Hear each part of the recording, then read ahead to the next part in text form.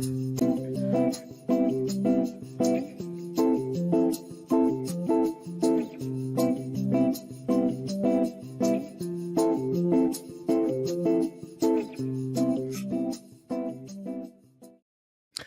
up, everybody? Welcome back to the Reality Kingdom, where we put the real in reality or whatever. Period.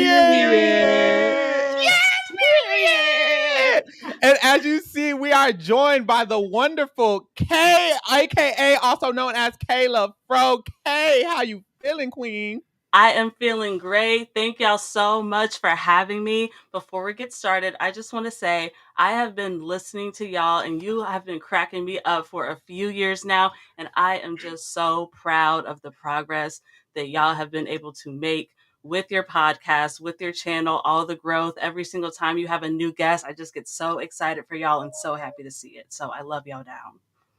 Thank you so much. That means a lot, especially for me, because when I first kind of like got back into Big Brother to start doing the podcast, I feel like you were one of the first podcasts I found because I really wanted to find other Black people in this space. So I just really, really enjoy your content. Like I said, I love your voice. Like it really just like gives me the information on a silver platter. I'm like, yes.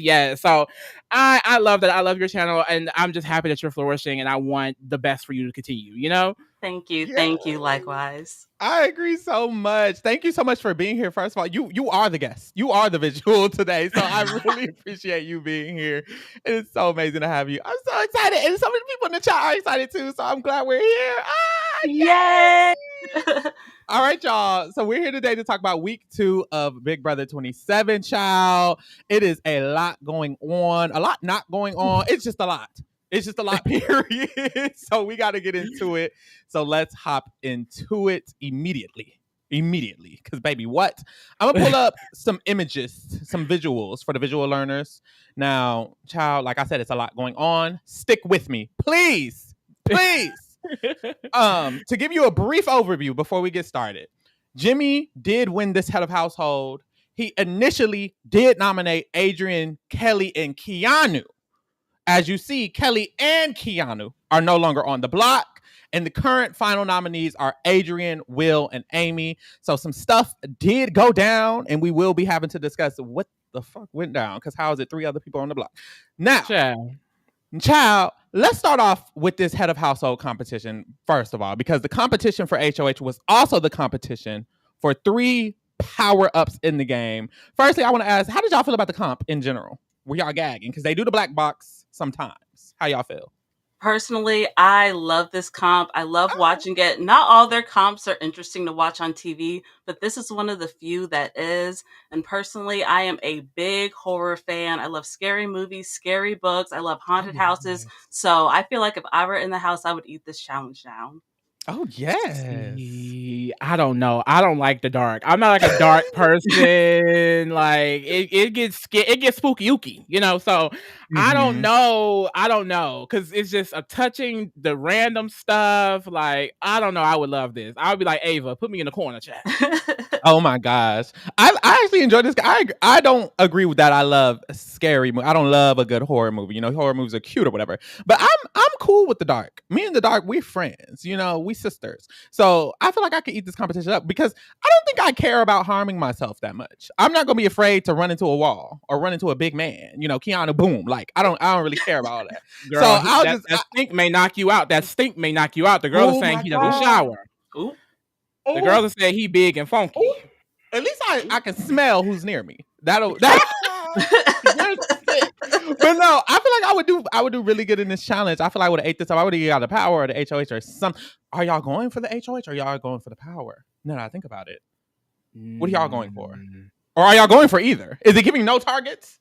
I'm going for the HOH because I'm not sure what the power is. It could be something that's really powerful, like Mickey's is, but as we'll see throughout the week, Mickey may be in a little bit of trouble with what she ended up getting. So I would go for the HOH, which is a guaranteed safety.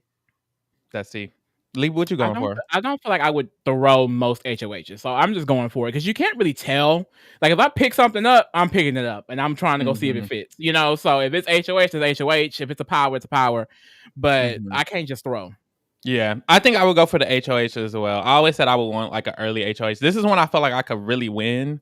So I feel like I would have really went for it, and then my ass would have really been nominated 5 people. So it would have been embarrassing. But yes, Jimmy I like does how win this. some of them were using strategy. Oh, I'm so sorry. I would No, say I what? like how some of them were using strategy inside of the black box. Like Jimmy was like, I'm gonna plot myself right here, and I'm gonna see who brings the powers over by the power boxes, and how Zach low key caught on to Mickey because of how he knew she was right by the power box that shot up. So it's like there was some things that you could really clock by being in the dark like that. I don't think I would have been thinking on that level. Another level, baby. They was listening to voices and shit, which is so smart because if you are near the answer key and you hear people near the answer key and then it zooms up, or doesn't it ding? It like makes a noise whenever it's answered. So it's like you heard the noise that it was answered and you heard Mickey 3 seconds ago. You can clock that T, which is why Mickey's T is clocked. Unfortunately. Oh, sister. But yeah. Let's talk about these powers though, because Jimmy's HOH, but 3 people got powers. Mickey, let's just get into it, baby. She got damn, it's kind of like the deep fake HOH, except if she uses it, the person she uses it on has 3 minutes to interrogate everyone in the house. I think 3 minutes each for everyone in the house to interrogate them. And then after the interrogation, they can choose who they believe is the person who took over their HOH. If they choose right, then Mickey no longer is the HOH and she's exposed. If they choose wrong, Mickey has to reveal that it was her all along, and she is now the HOH, and everyone knows she's the HOH, but she has taken it over. So when I found that out, I was like, is it even giving power? Like, is it giving I want this at all, or is it not giving I want this at all? I don't know. I don't think I would want didn't know this. it got that detailed. Yes. So if they don't guess her, she becomes an open HOH, not a secret one? Correct. It is no longer secret. Then I mean, what's the point, right? That just means you, and I don't love how much negativity it gets on the user. Like, if you try to use it and they catch me, well, I just caught you in a lie. And then if I'm successful, then you're still caught in a lie. You lied. Yeah, at first I was excited for this power. I thought it would be interesting, and I liked the fact that you don't automatically get it. You kind of had to earn it in a way. But I don't know. Now that I'm thinking about it, and now that we see what ended up happening with Mickey, I feel like the only option if you get a power that is this risky is to use it immediately, right? I mean, Mickey probably wasn't thinking like that because at the time her and Jimmy were so close and she wouldn't want to take it over from her friend, but it's kind of a risk to carry it, especially if you end up telling somebody in some way, somehow it gets spread around the house, or, you get figured out by process of elimination. Yeah, I feel like I kind of just wouldn't want a power in general, but specifically this one because I see why they did what they did. Because when in previous years, when they have these takeover HOH powers or these coup d'etats, it is OP. It's honestly, in a way, it's almost like not even fair. Like, it's very OP. They're taking over an entire HOH for a random week that they didn't win the HOH. And I get it. And I like you said, that she had to earn it. So she actually did earn this power. However, I see why they would want to nerf it down to something less OP, because especially if you're a really good player, you could just snipe somebody out of the game. No one even knows. And it's like, it's just very ambiguous. It seems OP. It seems overpowered. So I think they tried to digress that, but I don't know if now it just seems like it's not going to get used, So maybe they kind of did too much. I hope it doesn't. I hope it doesn't. I don't want Mickey's game to falter because of this. I think Mickey is one of the better setup players in the house, and this power could all the way fuck her up. Like, I love that they tried to add stipulations to such an OP power. I just think the actual way to fix this is to just not give out a power that changes the HOHs. Like, if you won an HOH, you are the HOH for that week. Stop making powers that center around changing the nominations if it's not just one. I don't mind if she got like a safety power where it's like, if you're nominated, you can save one person off the block or something like that, whatever the fuck. But you being able to all the way up end the current HOH, you might as well just call it a coup d'etat. Yeah, Mm-hmm. and honestly, it shouldn't be a thing. You're right. If anything, like if you wanted to have somebody nominate someone, just do the diamond power veto again. Every other power was veto based. Might as well have a diamond power veto so they can renom. But I don't even love that. I hate any power where you can nominate someone with the power. I agree. I just feel like, girl, this could have been a halting hex ride. Honestly, it should have been a halting hex. Like it still achieves the goal of you preventing someone's HOH from going through without fully overtaking everything they had going for them. You know, I kind of don't like that. But even a Hot Hex is kind of OP. But girl, I don't know. Shoot. Shout out to DJ Burnett. DJ Burnett is right there. Period. I'm so hyped for this collab. I sub to Kay's channel for the ASMR Survivor recap. Period. Thank you. Thank you. Yes. Okay, these other powers. I feel like though, like what should she do now? Like I feel like a lot of people are saying, okay, use it next week. I kind of agree with that. She should use it as soon as possible if she's gonna use it. But my fear is that, okay, if it's an ally, does she still use it? Like let's say Morgan wins. Does she go to Morgan and say, well, this is the week I use it and then I put up Jimmy? Like I thought it would be a secret thing. If it's not secret, there's no benefit of even using it, in my opinion. It's not, because then she would literally become the HOH, and there's no point. Like she can't even do that. She can't even do this whole separate plan according to the rules that they stated on the episode. She has to reveal herself, so she can't even do this separate plan of using it on an allies, because then it will just be her. I just think she should just not use it. And I guess the benefit of her winning it is that no one else wins it and no one else can use it against her, because if Katherine won this, she would have been putting her ass on the block with it, you know? So the benefit is you're preventing other people from getting it and using it against you and your allies. So you just got to take that for what it is and just not use it, because if she uses it, she's going to be fucked, in my opinion. But I'm scared that if she doesn't use it, it could also make her a target, especially if it starts to get around to the people that aren't on her side. Because right now, I believe the main people that suspect it's her are the people that she's, semi working with, people like Ashley and Will and Rachel. The other side of the house doesn't know yet, but if they find out and they get HOH and she doesn't use it right then, because I believe she has to use it almost immediately after the HOH is declared, or like right when they announce their first nominations. So she could be screwed the rest of the week. I'd say no matter who it is, rather if it's your ally, I would talk to my people as a group before the HOH comp goes down and be like, hey, I'm planning on using this, but if you win, we will do this together. I will move with you, and try to like build something there. And if it's an op, then, fuck it, just do what you want. Yeah, very true. And I'm an advocate for people was getting on her. I'm an advocate for telling your allies you got a power, because they can help you if they know you. That's the thing. It's not typical that telling your allies you have a power fucked you up in the game. That doesn't usually happen. Usually it's like, oh, now we know our ally has a power. Let's use it all together. Even when we can go back to BB15, when Alyssa was winning the MVP power, that wasn't even real power. That was just the well, I guess it was the MVP. It's like people were like, you know what? Why are we evicting Alyssa? Let's use her. She got a whole power. Even when Quinn, he turned on the whole damn Pentagon, they was like, girl, it's okay. You got that power. You're gonna use it for us, and we're gonna move forward. It's very helpful. So I really feel like she needs an alliance. And if she has an alliance, she can tell that alliance, and then they're gonna be like, okay, we can use it. Like, let's use her power against Keanu, somebody random. Yeah. What's unfortunate is that she isn't even thinking on that level, and I think it's because she doesn't realize how many people actually knows. The whole damn house know. I saw someone in the chat said, Fly Guy Quan says Zach was just telling Vinny and Lauren apparently. Yeah. So damn near everybody and their mama know about this motherfucking power. Hopefully she just does not use it, because I fear that's gonna make her a huge threat. And my god, I would hate that. Not my Mickey. Not my Mickey. Not my Mickey. Let's move forward to Kelley's power.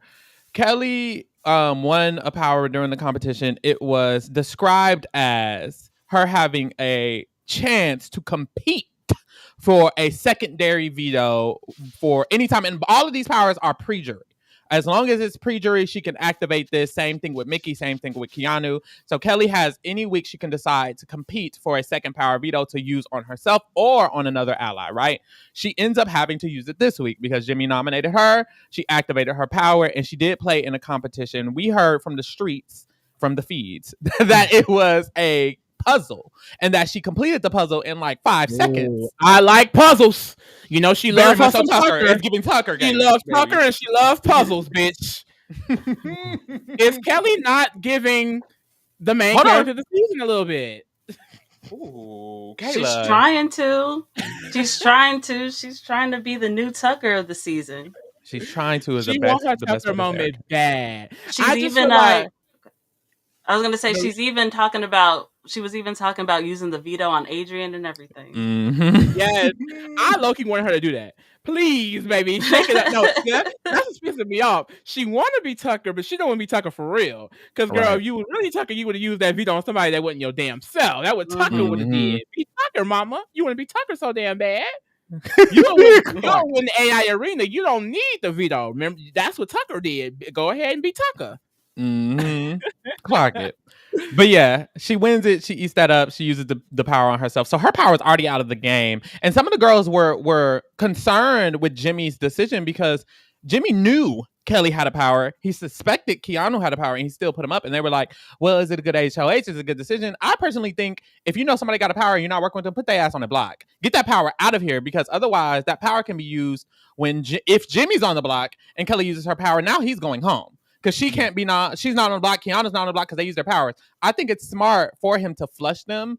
I just think it sucks because he has to renom all of these people. And I think that's the problem. But I didn't mind him putting her up. Same thing with Keanu. Keanu uses his power, which is the power of, it was called something silly. But basically, he can replace someone in the veto with another person, another past house guest. And if that person wins or he wins veto, then he wins the normal power of veto that week if they win or if he wins. It looks like this week, Casey Clark. Are we gagged at Casey? Do we care? I care. You know what? I am an unapologetic Casey stan. Oh! I am, because I feel like for years I've heard the same narrative that Tyler should have won, quote unquote. But I am personally somebody who doesn't believe in bitter juries at all. And I believe that whoever wins, you deserve to win. I loved Casey her season. I thought she was so pleasant. Loved watching her. Very positive, very friendly. That's why nobody was bitter against her. And so I'm excited to see her on Wednesday. She needs a fan because it wouldn't have been me. So I love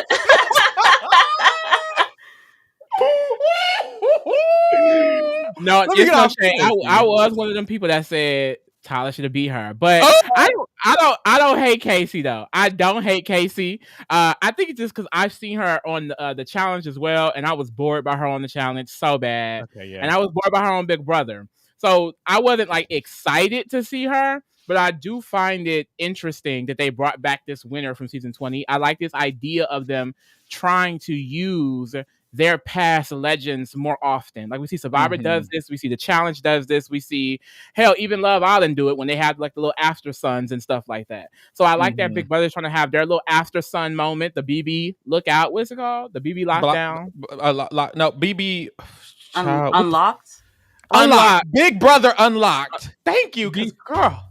Oh, wow, I forgot for a second. The BB After Sun Unlocked is coming out on Fridays. I love that idea of like, we're going to use Taylor, we're going to use Derek. They're going to have a different celebrity guest or past player every week. You randomly have Casey. I heard Felicia was at the veto meeting. Like, yes, let's get back into this mode of bringing back our legends, you know? Yes, very much so. And shout out to Big Brother Unlocked. If y'all haven't heard, the news has dropped. Taylor Hell and Derek Levasseur will be hosting the Big Brother. Is that his last name? It doesn't matter. We'll be hosting the Big Brother Unlocked on every other Friday, and they'll be joined by a rotating third guest the entire time. Apparently, they went to work against CBS, with CBS, to try to make this segment more serious, more strategic based here and there, but also still keeping it fun and fresh and cute. So it's giving some tea. Y'all better watch my friend Taylor stuff. Watch her stuff on Friday. Be there, okay?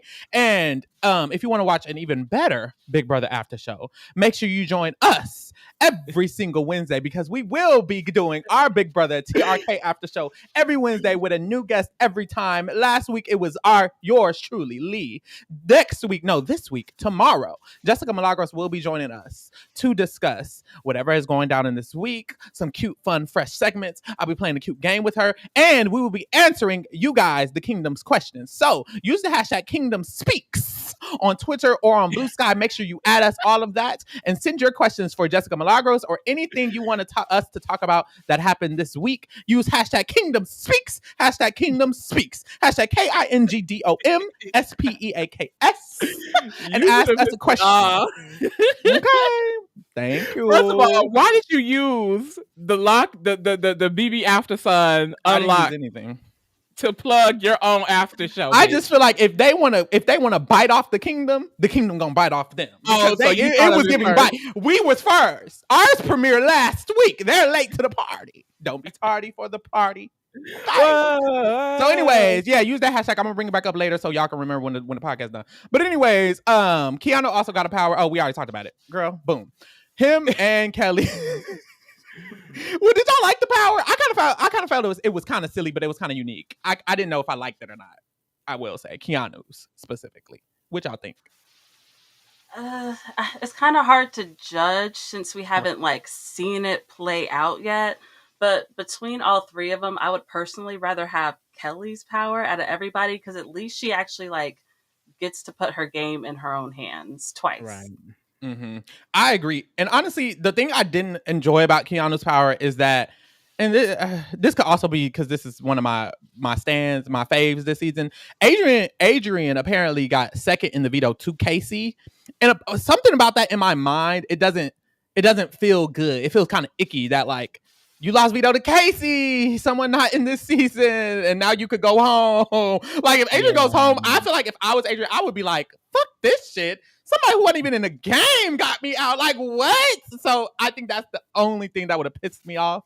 But and they said it was a really physical challenge too. So I'm wondering, is the scheduling of that on purpose to, have Casey be able to come during a very physical challenge? Somebody who's actually a football player and has played these games for years and years and years. Really? Yeah. They want the power to work. So it's not only is it you're bringing back Casey who won 6 vetoes, didn't she tie the veto record or break the veto record or something like that? And then it sounds like it was something catered to her.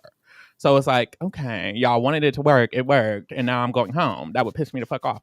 But shout out to Total Drama Timber in the chat. Kayla only. Ooh, Lee, I feel like we should break up in here and answer. Where do you rank Casey's winning game? Okay. Let's see. I don't got no thoughts. I'll admit, she's probably mid-tier as a winner, but she's a personal favorite of mine. So if we're ranking from 1 through 26, yeah, I'm going to put my bias in there, and I'm going to say she'd probably be number 5 or 6 for me. And I don't have a list in my head or anything, but that's if I had to guess. That's why he said Kayla only, because my answer is 19, 2021, somewhere in that area. Get off Kay's fave, okay? You're right. That's okay. I should do that. Okay, Kay. It can be Kay. Okay, because you be talking about my fave, it's gonna be a motherfucking problem. Ooh, who your fave? I have a few. Yeah, you'll find out if you talk crazy about them. Okay, I will. So Keanu and Kelley both Mickey is my fave this season. Mickey my fave. Oh, Mickey's a fave. Mickey's a fave. Who's the second one? Anybody say anything wrong about Mickey? Last year was T-Core. Anybody say something wrong about T? I can talk negatively on T-Core's game. You can't. Ooh, clock it.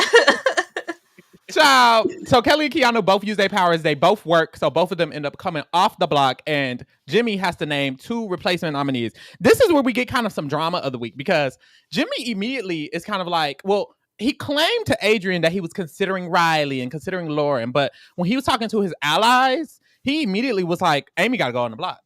Sorry, Amy got to go on the block. Will probably got to go on the block. It's giving them because Will was voting with the wrong side of the people. Now he did do that. And he says, Amy, I don't even remember what why did he? Oh, Amy owes him. Amy owes me. Amy owes me. He kept saying that. She owes me because he was a part of the reason she stayed, which arguably sure, because he said if he wanted to save Zay at the beginning of the week, by the end of the week, he wanted to save Amy. He was damn near the only one campaigning for her because Rachel was being real cute in the mirror at the end. So I will give him that. I do feel like if Jimmy didn't want to save Amy, Amy probably would have went the fuck home. But he's pissing everybody off. So I don't know if this was a smart decision, the way he's going about it. Everybody mad. Yeah, it was really weird because, you know, normally when somebody's HOH and they have to nominate somebody, they'll do one-on-ones. They'll meet with everybody. They'll try to get information about where everybody stands in the house. They'll pick people's ears. Even if they already kind of have an idea in mind, they'll at least hear other people out to get some sort of knowledge about what's going on, but not Jimmy. Nope. Jimmy is so stubborn. When he first won, everybody said the HOH-itis was going to be crazy, and he did not disappoint at all. It seemed like he just kind of decided what he wanted to do by himself, did not consult with anybody else, and it was just like, here it is. He just kind of put it on the table. You guys have to deal with it. Very much so that.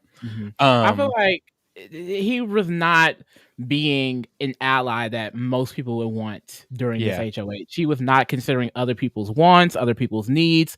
He really wasn't even considering his own needs. Like, do you need to take out Amy because she's annoying and she owes you one? I forgot about the whole owe you one line because honestly, from the beginning, I was like, he just don't like her. He just do not like her. And that's what it comes down to. He finds her annoying. He finds her useless, which is the most important thing. He really does not respect her as a game player in this game. I'm so annoyed, though. Like, the whole heavy hitter thing. We're in the heavy hitters because everyone's a floater. Bitch, it's week 2.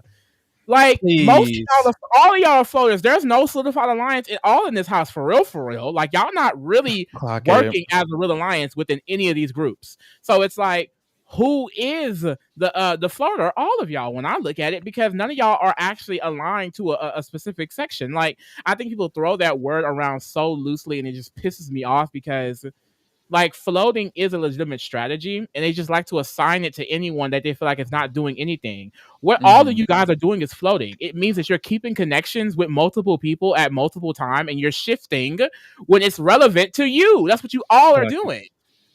Clock it. Ooh, clock they T. But yeah, Jimmy is coming from that perspective. I also think he's just kind of scared, honestly. Like, after he did the bold move, and this is what I will say. A lot of people are saying like they're kind of dogging on Jimmy for being scared with the noms. I will say I don't mind him being quotations scared after he done already flushed 2 powers from 2 people who have won, you know, something. Kelley has won 2 competitions already. He's flushing Keanu's power, who was somebody who was after him. I don't think he played scared in the whole scheme of his entire nomination set, because scared person wouldn't have put up 2 people with powers, and he knew they had power. So I won't say that. But with these renoms, I think he was like, okay, girl, I'm nomming 5. Let me keep it real cute with these renoms. Personally, I don't mind him nomming Will. I don't think Will necessarily gave a fuck about Jimmy specifically, which is why he voted with the Burger Boys to begin with. Like, I think Will had his people he preferred, and I don't think it was necessarily Jimmy. I don't mind that. I think the Amy one is the one I'm like, girl, that could have been Lauren. No shade. What is Lauren doing for you? No shade. And I know Riley's in the heavy hitters, and he's trying to come from this heavy hitters standpoint. So I even understand that. Honestly, I'm not that mad at his nominations, because he in his mind, he's in the heavy hitters alliance. So why would you do any of them? Why would you do Ashley or Mickey? Why would you do Katherine when he has a great relationship with Katherine? It really only leaves Keanu and Kelley, who he already nommed, Lauren, Ava, and Amy. I feel like I would have preferred him do Lauren or Ava, but I can see why it's like, Amy, girl, get back up there. Like, I'm not that mad that he didn't do Lauren and Ava. I just think he should have done Lauren or Ava, personally. But it's really hard because I feel like he was tasked with a really difficult decision. It's kind of like Cody and BB 19 when he had to pull up damn near the whole goddamn house on his first week. Like, that's not something that happens all the time, even with 3 nominees. So it's like, I can see why it seems like he's going the weak route, but he really is aligned with most of the house. The thing is that he pissed off more people than he gained from doing this. Like, okay, Keanu doesn't want to target you. That's great. Kelley may not target you. She probably never was, because you're not a woman. Let's be real. Kelley only want to go after the woman child. So it's like, I don't know what else he thought he was really gaining as far as, you know, not going after a bigger target this week. Like, Rylie was right there. I don't think he would have pissed too many people off doing Rylie. You know, I don't think he would have pissed too many people off doing Lauren. So I think that's what the people are saying. Okay, you're kind of pussy now, but I do feel like he was kind of pushed into that. You know, it wasn't his fault. They had to make a decision that may not have been the strongest. So I think he's like, well, might as well just take out Amy. I tried to put up 2 of the biggest threats. They both safe now. Amy can go. I'm not necessarily upset about that. I guess mainly because Amy can Girl, read. Amy acting a fool, girl. Amy got Mickey name in her mouth too much, so she can go ahead and go. And Rachel's, honestly. But in general, I just feel like, make a huge move in week 2 or put up a weak player. I could see myself being like, let me go ahead and put up the weak player, no shade. However, I don't think he's realizing how much damage is done, because by the end of this week, every new alliance that's trying to be formed, he's not included in, and no one gives a damn that he's not. Yep, very true. He prioritized people who didn't prioritize him. Like, you're prioritizing Katherine. Katherine got other shit going on, baby. Like, prioritize the people who have been closely aligned with you, like Morgan and Rachel and Mickey. You're in a triple threat with Morgan and Mickey. At least prioritize their perspective, and he didn't. But Kayla, what you think? Yeah, I mean, Kay. I was gonna say, to push back on the Amy nomination just a little bit. I remember last week, week 1, there was a time when Amy was kind of pushing for Jimmy to go up on the block and for Vince to put Jimmy up. And so I think that's where the animosity comes from. Because one morning, Jimmy woke up really pissed, and he was walking around the house telling everybody, telling Mickey, telling Rachel, his words, quote unquote, I'll put that bitch up, and blah, blah, blah. And next week I have a whole list of people that I want to put up. And blah. So I wouldn't be surprised if he felt the need to honor that, just because he was talking so much shit on her last week. Now, since then, those two have since made up, and they have seemingly squashed their beef. But when Jimmy says, oh, she owes me one, I also think that's what he was probably referring to. Yeah, that's a fair point, because she was slandering his name, and he had to go to her, or he had to kind of shade her a little bit for them to decide to talk, and then they reprimanded it, and it's like she didn't even go out of her way to reprimand it. He had to kind of bring it up first. So you're actually clocking, and I honestly forgot about that as well. Like, she was coming for him. But yes, this week Jimmy is prioritizing all the wrong people, and he is kind of operating on the fact that the heavy hitters is still a thing. Girl, I think he is the only person in the heavy hitters who thinks the heavy hitters is still a thing. Rylie never thought it was a thing, because he never went to any of the meetings. But Jimmy still thought it was a thing, to the point where there was a meeting an hour ago of the 5 people, and not including Rylie. It was him, Zach, Vince, Morgan, and Rachel, and they were like, heavy hitters, what are we gonna do? Like, they're still dragging this pretend alliance along, and I think it's really because this is all Jimmy has. Like Lee said, no one's really invited him into anything else, so this is kind of all he has at the moment. So he's operating off of this whole concept, so that's why the heavy hitters is kind of still a thing. However, other people are doing other stuff. Of course, last week we had the bond to be created. I don't even think that's been on the episode yet, honey. Has it? Girl, because have they done anything? Like, are they meeting? Are they talking? Like, this was an alliance thrown together for convenience to keep the votes. No shade. So I don't necessarily see it going that far unless they need it to be necessary when one of them win HOH. Like, if Ava, Will, or Adrian win HOH, then it's like, okay, the bond. But if that doesn't happen, who gives a damn about it? That's how I feel like Vince and Zach think about it.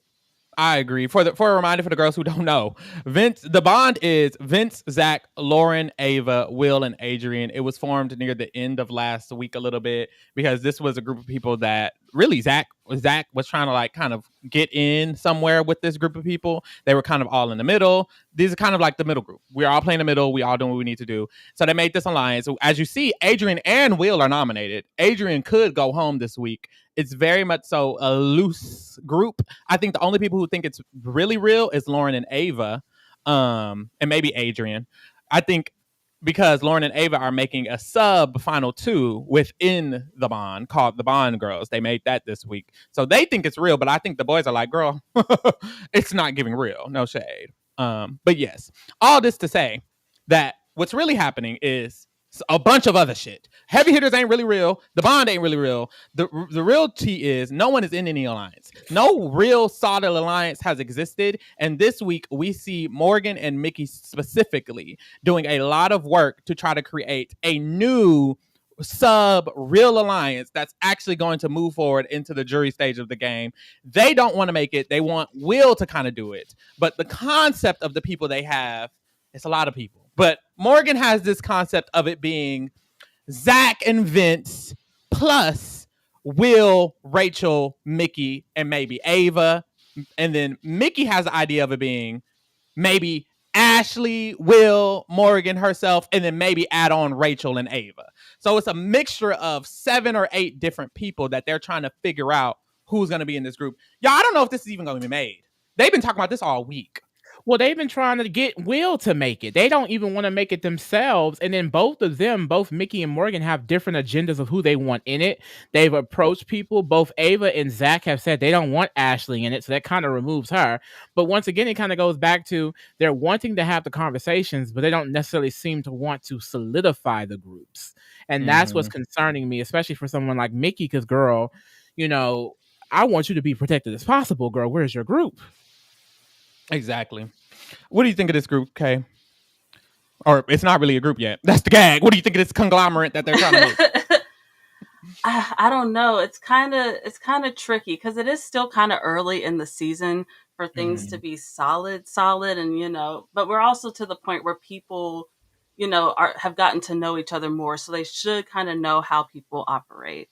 I really want Mickey and Morgan to lock in as a two and kind of sit down and strategize like specific people and agree on it first before going out. I wish they would create like the Onion Structure Alliance where it's those two in the middle, and then they get a few people outside of them, and then they get a few people outside of that to create a majority.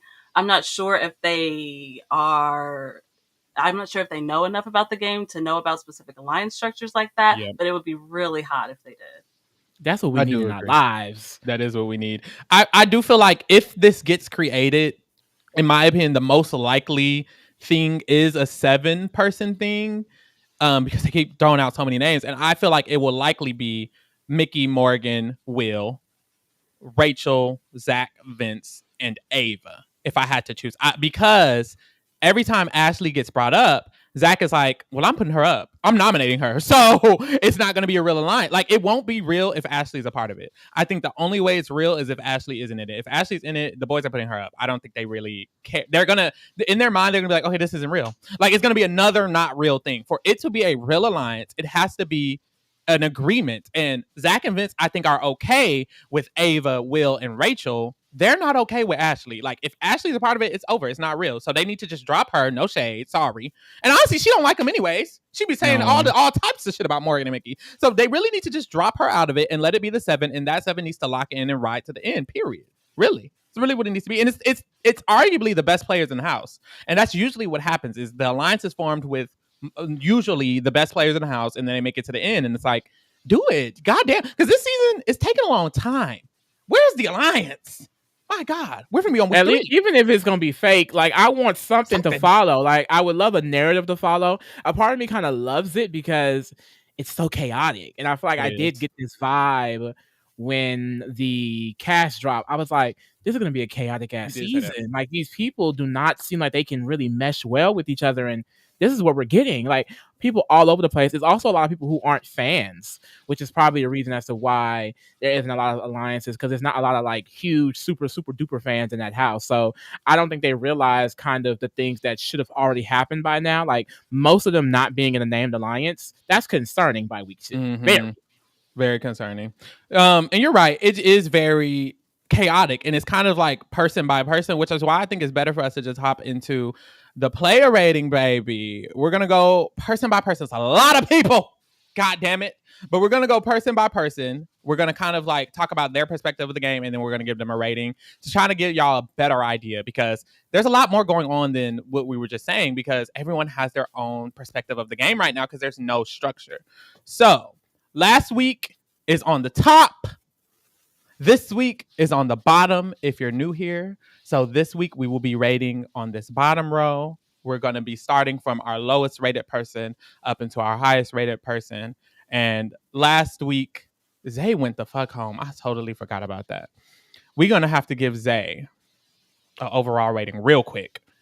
Okay, real quick. We do 0 to 10. You can do 0.5s if you would like. Okay. Zay is already out of the game, so we're thinking overall as a player. What would you give Zay 0 to 10 as a player overall? Despite him being the first boot, I don't think Zay was a terrible player, and he looked like he had potential. It was just he seemed to be nominated just on account of that accomplice twist, which really sucks for him. It's tough because I don't think he was a bad player, but he was definitely not as good as he thought he was. Like, I don't know why he thought coming after Rachel would do anything to help his game, because it definitely didn't. I think I'm going to give him a 4. Is that fair? 4 is I think that's actually, fair. that's pretty fair. Is that too high? Oh my gosh, that's too high. That's not too high at No, all. I don't think it's actually that high for Zay. Okay. It's not that high at all. Honestly, I was thinking around that area. I think I'll land on the 3.5. Just because it's very difficult because he was still the first boot. But I agree with you. He damn near could have stayed. I said it last week. The only reason he went home is because, for lack of better words, Lauren and Rylie are afraid. Like they were kind of shooken by that vote. Like if they would have stood on big business and saved a man who they was crying about all week, then he would have stayed because his social game was that good. Rylie was crying for a reason. Zach was crying for a reason. He genuinely did have a great social game. Even Ashley in her goodbye messages was like, "Girl, I would have saved you if the votes were closer." And it's like, I believe her. She would have. So it's like he could have stayed because of the work he did. I like it. Literally. I mean, he's the reason why the Burger Boys was even really created, you know? So he did more than most of the people in the house right now as far as creating an alliance, trying to create a structure around him to get him the votes. Like, I feel like if he was still in this house right now, I would be giving him a higher score than I'm going to give a lot of these people tonight, because he probably would be up there. Well, because of the Rachel and Morgan thing against him, maybe not that high, but they'd probably still be more after Keanu and Kelley and things like that. Like Zay had a good relationship with someone like Jimmy. So it's like, I don't know. There was potential for sure. I think overall I'm gonna land on a 3. I think that most of the thing that got him caught up was that whole accomplice thing. If the accomplice was never a thing, I mean, this man goes in that house, he probably doesn't even get nominated, and he's still here probably for a while. So Child, let's get to the game. So, starting off with Kelley, I will quickly say within the game, Kelley has shifted a little bit because I feel like a lot of people hated her last week, and I feel like this week there isn't a lot of conversation about being annoyed, where I think people are getting used to Kelley's personality. So although she's still not in any alliances, in any groups, and people do not say they want her in jury, I do think she's a little bit less hated than she was last week. So that's a pro on her. She did win her power, so she saved herself from the block. And honestly, because of that, I'm thinking when it comes to her score, I gave her a 0 last time. I was not feeling it. But this week, although she's still cracked and a little crazy and nominating herself still, the girl can win a comp. It's giving Tucker. Like, I do enjoy that. And I do feel like that's going to keep her around for a little longer. I do think people might feel safer with her. Even Will, 30 minutes before we went live, he actually told Vince and Zach, he said, I'm going to nominate Keanu, Katherine, and Jimmy. I'm not nominating Kelley. And they said, okay, good for you. So I feel like people might not even nominate her.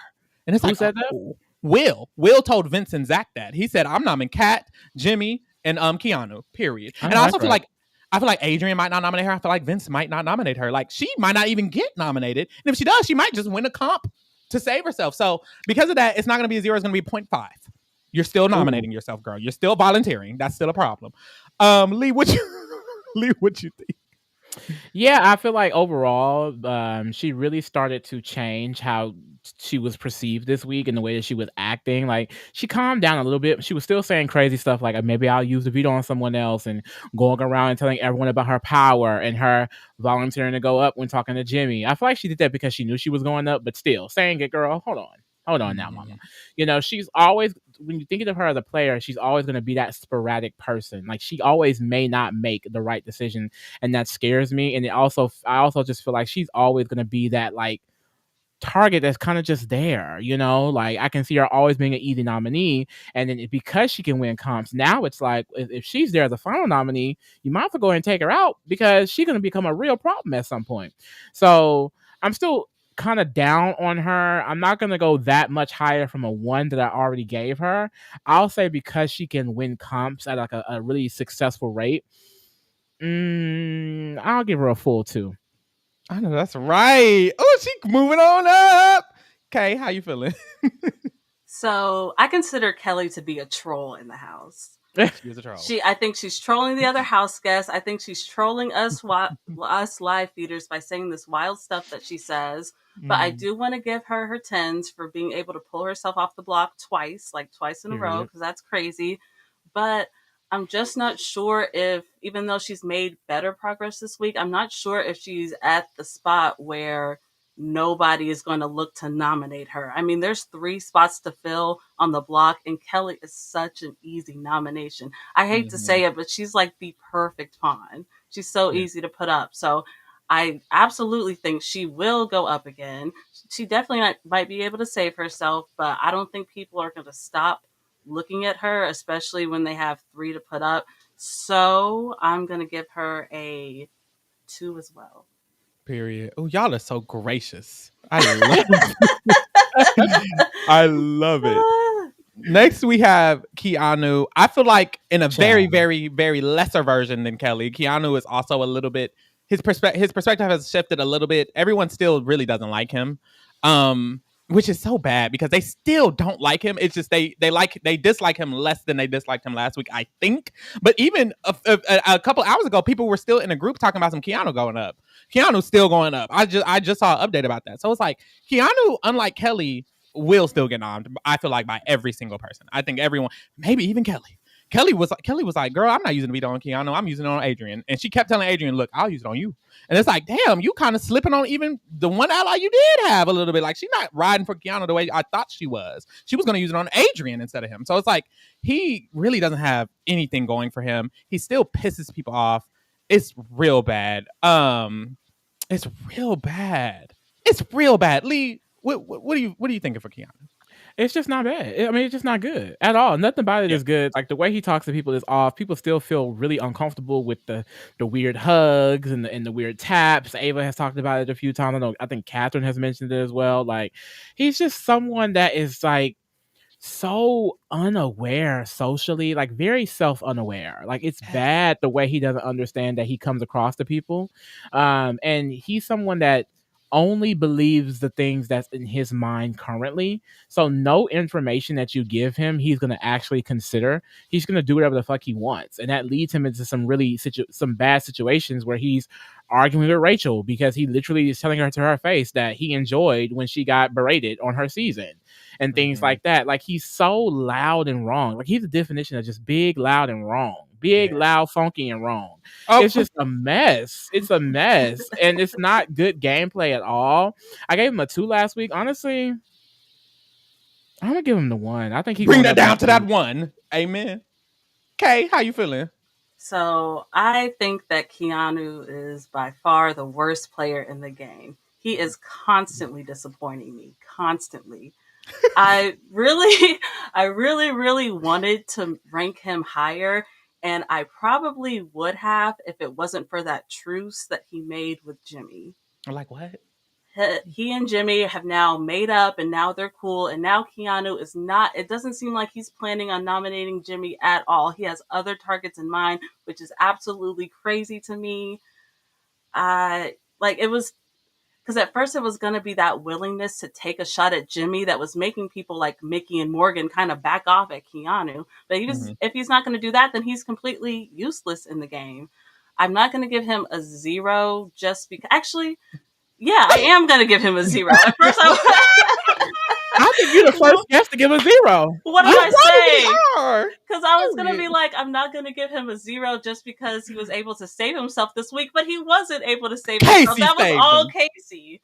Yep. Clock his. So sure, why not? He gets the 0. You're spilling. He's getting that 0 from me as well. It's definitely a 0. Oh my God. The difference between him and Kelley is that, and this is crazy to think about, but if you y'all really hear me out, take a step back. Kay, you're right. Kelley is a troll.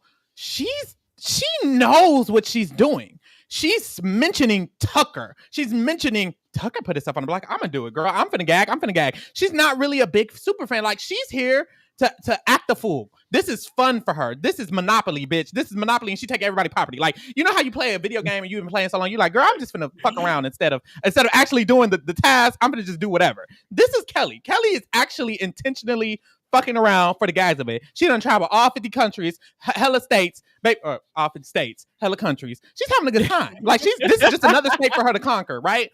So I feel like for her, I give her a pass. Honestly, I kind of want to bring her up to the 1 because she's having 1 for having a good time.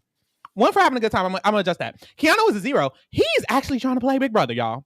This is him genuinely trying to play. That's scary. That's scary. He's dead ass. And Kay, you're right.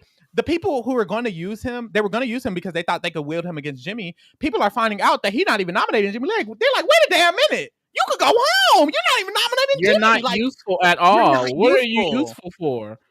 And if he gets nominated again and he don't got Casey to come save his ass, he's going home. Like, he can't even win the comp on his own. You're going home. So it's a 0. Next, we have Amy. Child, Amy's on the block again. Amy's barely doing work for herself again. Amy's pissing people off here and there. She's trying to target Rachel and Morgan. She's pissing me off. She's trying to target the people who's saving her. That's where Amy's at in the game. Kay, what are you giving Amy? Amy is also pissing me off so bad. I really wanted to rank her higher. A lot of these players are just like not doing great, but it's like all this like anti-Rachel stuff. It's like furthering yourself away from Rachel, who is literally like the reason why you are still here in this game. You're doing all of that to get closer to Ashley, which, like, no shade to her, but she's making herself kind of a social pariah with just like some of the things she says. It doesn't make any sense to me. Amy is on the block, and at first it was looking like she would be safe, but now as time goes by, it's looking more and more likely like she'll be the one going home no matter who she sits next to. It's still up in the air, but I'm going to give her a 1. No. That's how you do it. I don't know if you have to. You know what? Because of the Rachel stuff, I'll give her a 1. Yes. Amen. Oh, you ate that down. I agree with the 1. She's getting 1 for me. It's real bad for her. She's going home. She's not helping her case. A lot of the time, she's not talking any type of game. She's not campaigning for herself. Other people are doing it for her. When she does it for herself, it's not really effective. And if she's not doing that, she's just talking with Ashley about all the wrong things. Targeting Morgan, who was trying to save her, and now isn't. Targeting Rachel, who is mainly trying to save her. Like, just not doing anything for her own. But like, she's not helping herself at all. Like, she was bound to just lose this game. She's a terrible player. She's a very, very bad player. She's probably not going to win. She could win the battle back. What the fuck is it called? Blockbuster. She could win the blockbuster, but if she doesn't, she's probably going home. She's probably going home to Will and next to Adrian, which doesn't even make sense. But it's probably going to happen because she's that bad of a player. It's bad. It's a 1. Lee. Yeah, I agree with the 1. It's terrible. Like, and she sits and complains about how she's only in this position because of Rachel, yet does nothing to get out of the position. She doesn't stop talking to Rachel. She doesn't talk to anybody else but Ashley, Will. Like, she talks to the same few people, and it's not about getting their votes either. You know, most of the time she's just with Ashley, shit talking Rachel. How does it help you? It does not. Like, she's not really doing much of her own work. It's crazy because out of the votes that saved her, one of them put her up this week, and none of the rest of them even want to keep her this week. It seemed like even Mickey and Morgan were like, she can go. We're fine with letting Adrian stay now, which is probably not even best for their game, but they're okay with it because they don't see Amy as a benefit for their game. You stayed last week because they thought, okay, well, this girl, you know, she's going to help us do something, very much something. Mm-hmm. And then she gets up here this week and she's basically biting the hand that fed her. Like, it's bad. Yep. It's really bad. Child's the 1. Yeah, that's a chop. Speaking of a chop, we have Ashley next. Y'all, Ashley has done a full life cycle in my mind. Like, I started off, I was like, this is my winner pick. I stand her. She got in the house acting a fool. I was like, never mind. I got to back off. Then I was like, okay, wait, she's kind of eating it up. Girl, she's done everything in my mind. Right now, currently, Ashley is super hyper focused, it feels like, on Morgan and taking Morgan out. Every conversation she has is talking about taking out Morgan or taking out Rachel. 2 people who are trying their best to include her within the structure of the game. Morgan and Mickey are now trying to make the structure, and they're kind of throwing her name in the ring for that. And people are even saying that the structure won't be real if she's a part of it. That's how bad her social game is. They're like, even if y'all make it, if y'all include her, it won't be real. How about that? It is very, very bad for her in that terms. I do feel like she's clearly valued in the way that Amy is not, because Mickey does want her around. Rachel does want to work with her a little bit, you know. Even Will, it does seem like Will kind of is okay with it. It's just other people really don't like her, and she pisses people off socially. Although Rachel is okay with working with her at the time being, I feel like Rachel probably would let her go at the blink of an eye, because Rachel always says that she's close to Amy. She's not really close to Ashley. So if Amy is gone, the connection between Rachel and Ashley is now not really there. Ashley's pissing people off. If Mickey and Morgan find out she's been slandering their name, baby, now you don't have anything. She's like a thread away from not having anything. I think what's holding her on is she is an active game player. She talks game to Adrian. She talks game to Zach, who don't even like her. She will talk game to anybody. And the issue is she'll talk game with them and then she'll leave and they'll be like, she's annoying.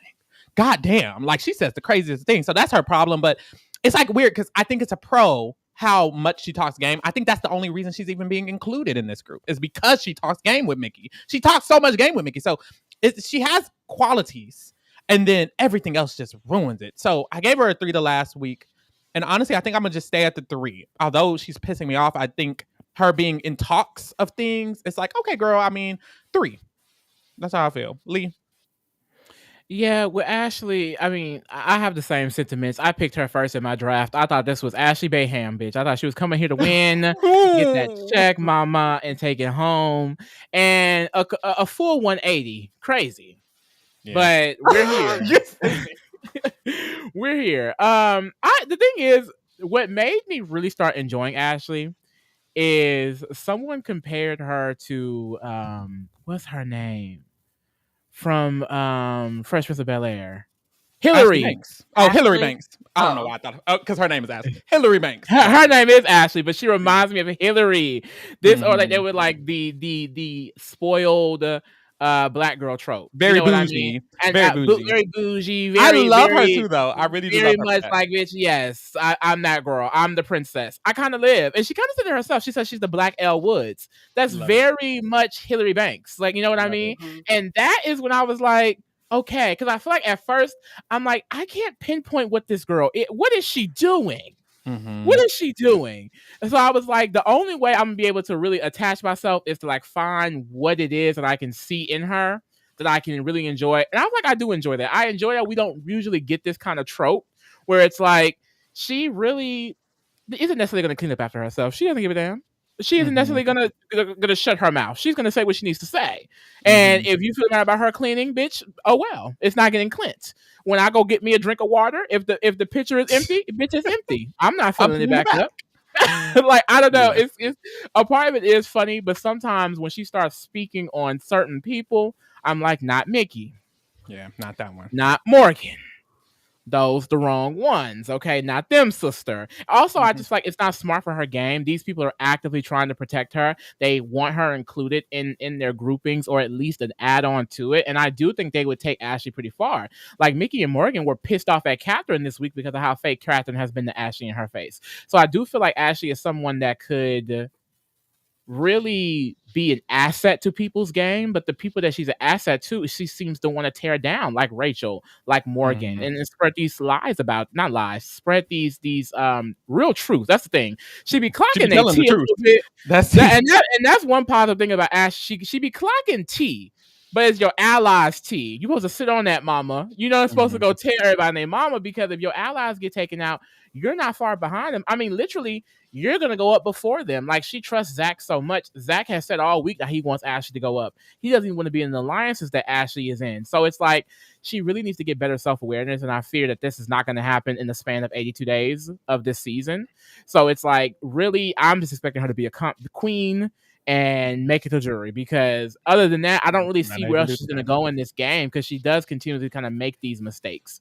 Like, it seems like she's only able to read what her allies are doing. Oh, I know Mickey got the power. I know Morgan is working with this person, this person, this person. She did say that Zach was an issue. She mentioned that Vince is also playing both sides. Like, stuff like that, she's kind of aware of, but it's like, okay, girl, what do we do now? What's the next step? And it's like, it also seems like it always goes back to whatever Morgan is doing. And I'm like, girl, worried about Zach and Vince over here. Right. So I just want to get it together. I do think that she's someone who will be dangerous in the end game if she's able to get there and win those in-game competitions. Like, I do think she can be like a Mackenzie type of force, but you have to get there. I think I'm gonna give it a 2.5 because she can win comps. I don't feel comfortable keeping her at the same score I did last week, because from what I'm seeing, I just feel like she's ticking down. Clock that T. And I agree. I do really like her. I do want to say that I do really actually like Ashley. She's just playing so terribly. Kay, how you feel about it? I think Ashley is a player who, in my heart, I would really want to rate higher, because she does have good reads sometimes. And she is pretty vocal in the house. She's not shy about talking game. But on the other hand, the social stuff for me. She's pissing a lot of people off, rubbing a lot of people the wrong way. I feel like there's no reason why she should be such a big target in the house, but yet she's here in this situation. And I have to push back on the cleaning thing for a second because on one hand, look, I love me a bougie black girl. Love to see rich black women thriving and all that stuff.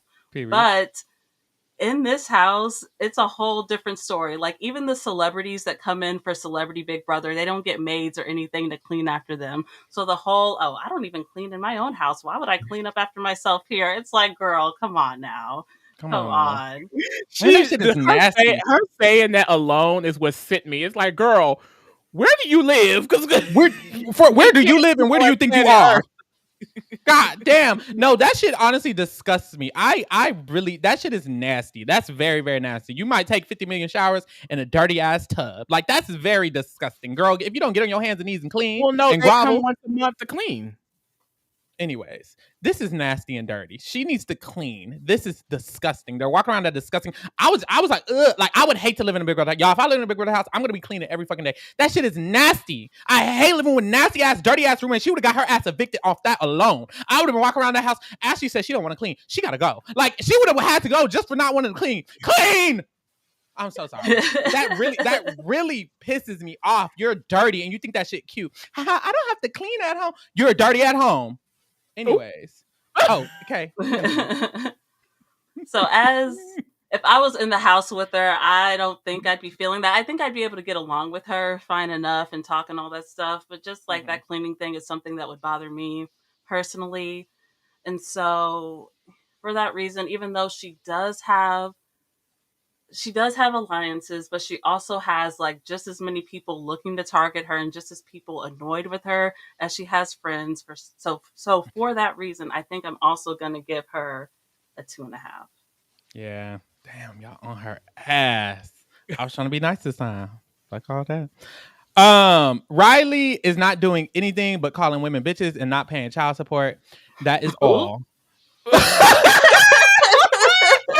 Lee, how you feel about Rylie game wise, if there's anything to feel? Well, I feel like he need to pay his child support, God damn it. I do agree.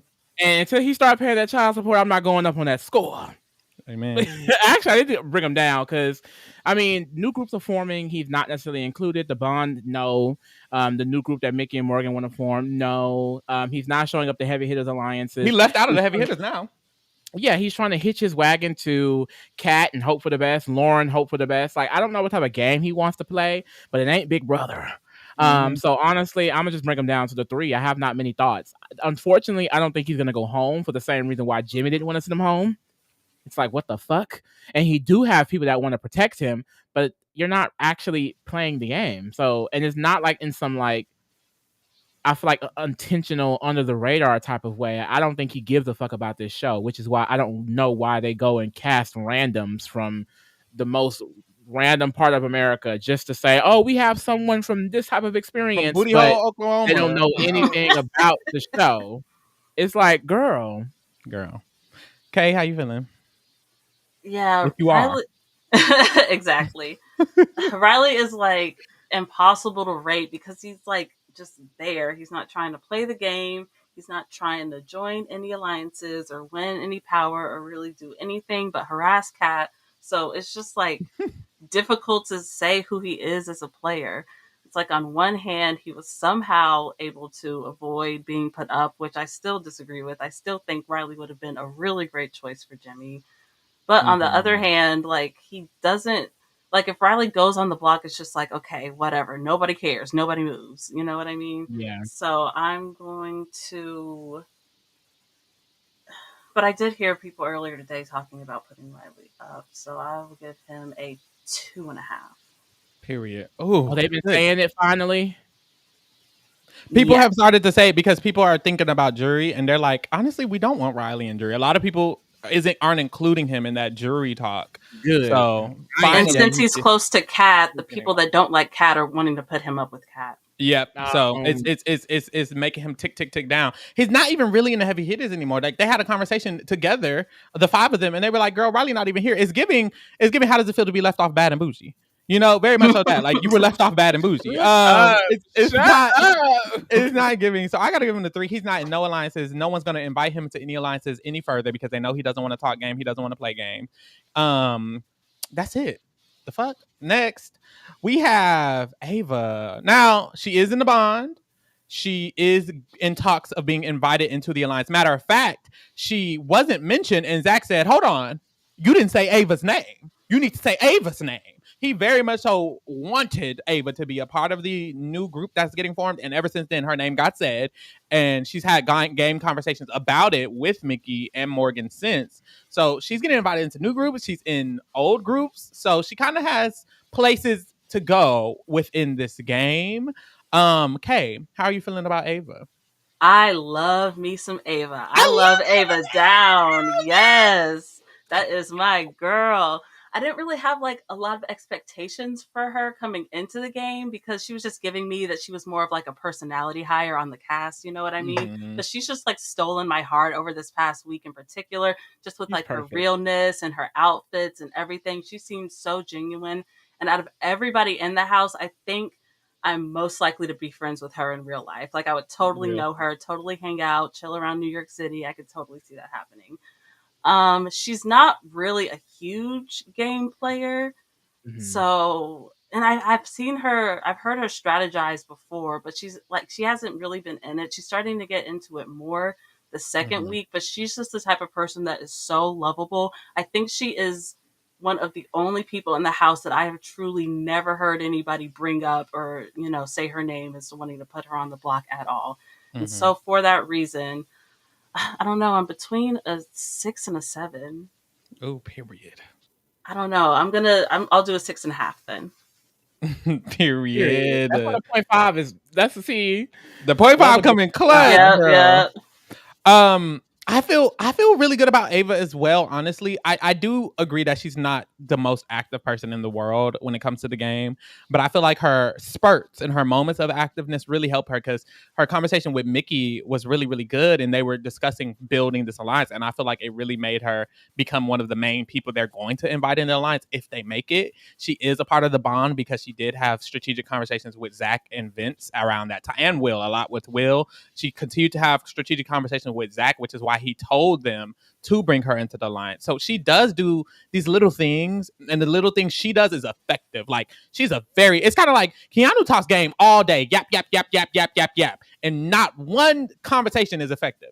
Ava might have one conversation, and that one conversation gets her into the main majority alliance. So I really do enjoy that. I think she's very personable. She's very good whenever she's on and she's playing. She just doesn't play often, and I think that's my problem. It's like, girl, I need you to get in this. Like, you need to be making sure the core is the core, and this is this, and I just wish she was a little more active. She's not like a power player yet. She's just kind of like a subtle player there. I do feel like I like her position though. I really do. People have mentioned not necessarily wanting her in jury. I think that might go away as time progresses, but that kind of scares me a little bit. However, I like her position. I think she's playing good.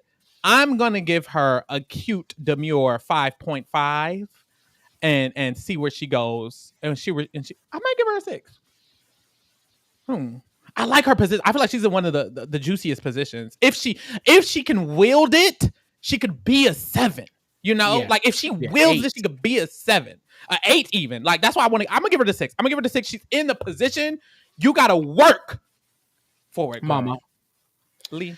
Yeah, I think that's my issue is that she's not like this huge super fan of the game. I don't think that she's necessarily as aware as I would want her to be in this position to really use it for its best benefit. But I do feel like this is someone who's learning the game as it goes along. Like, I love watching her strategy conversations. Like when her and Mickey both realized that they didn't like Katherine and they were gagging and kicking over it. I love that moment so much. But I just love her conversations with Mickey, Morgan, like, and the fact that she's able to have this like playing both sides type of game style and do it so effortlessly. Like, she's able to have relationships that both feel very strongly about her and want her deep in their end games at this point. So I do feel like she's going to be someone who's going to be here for a while.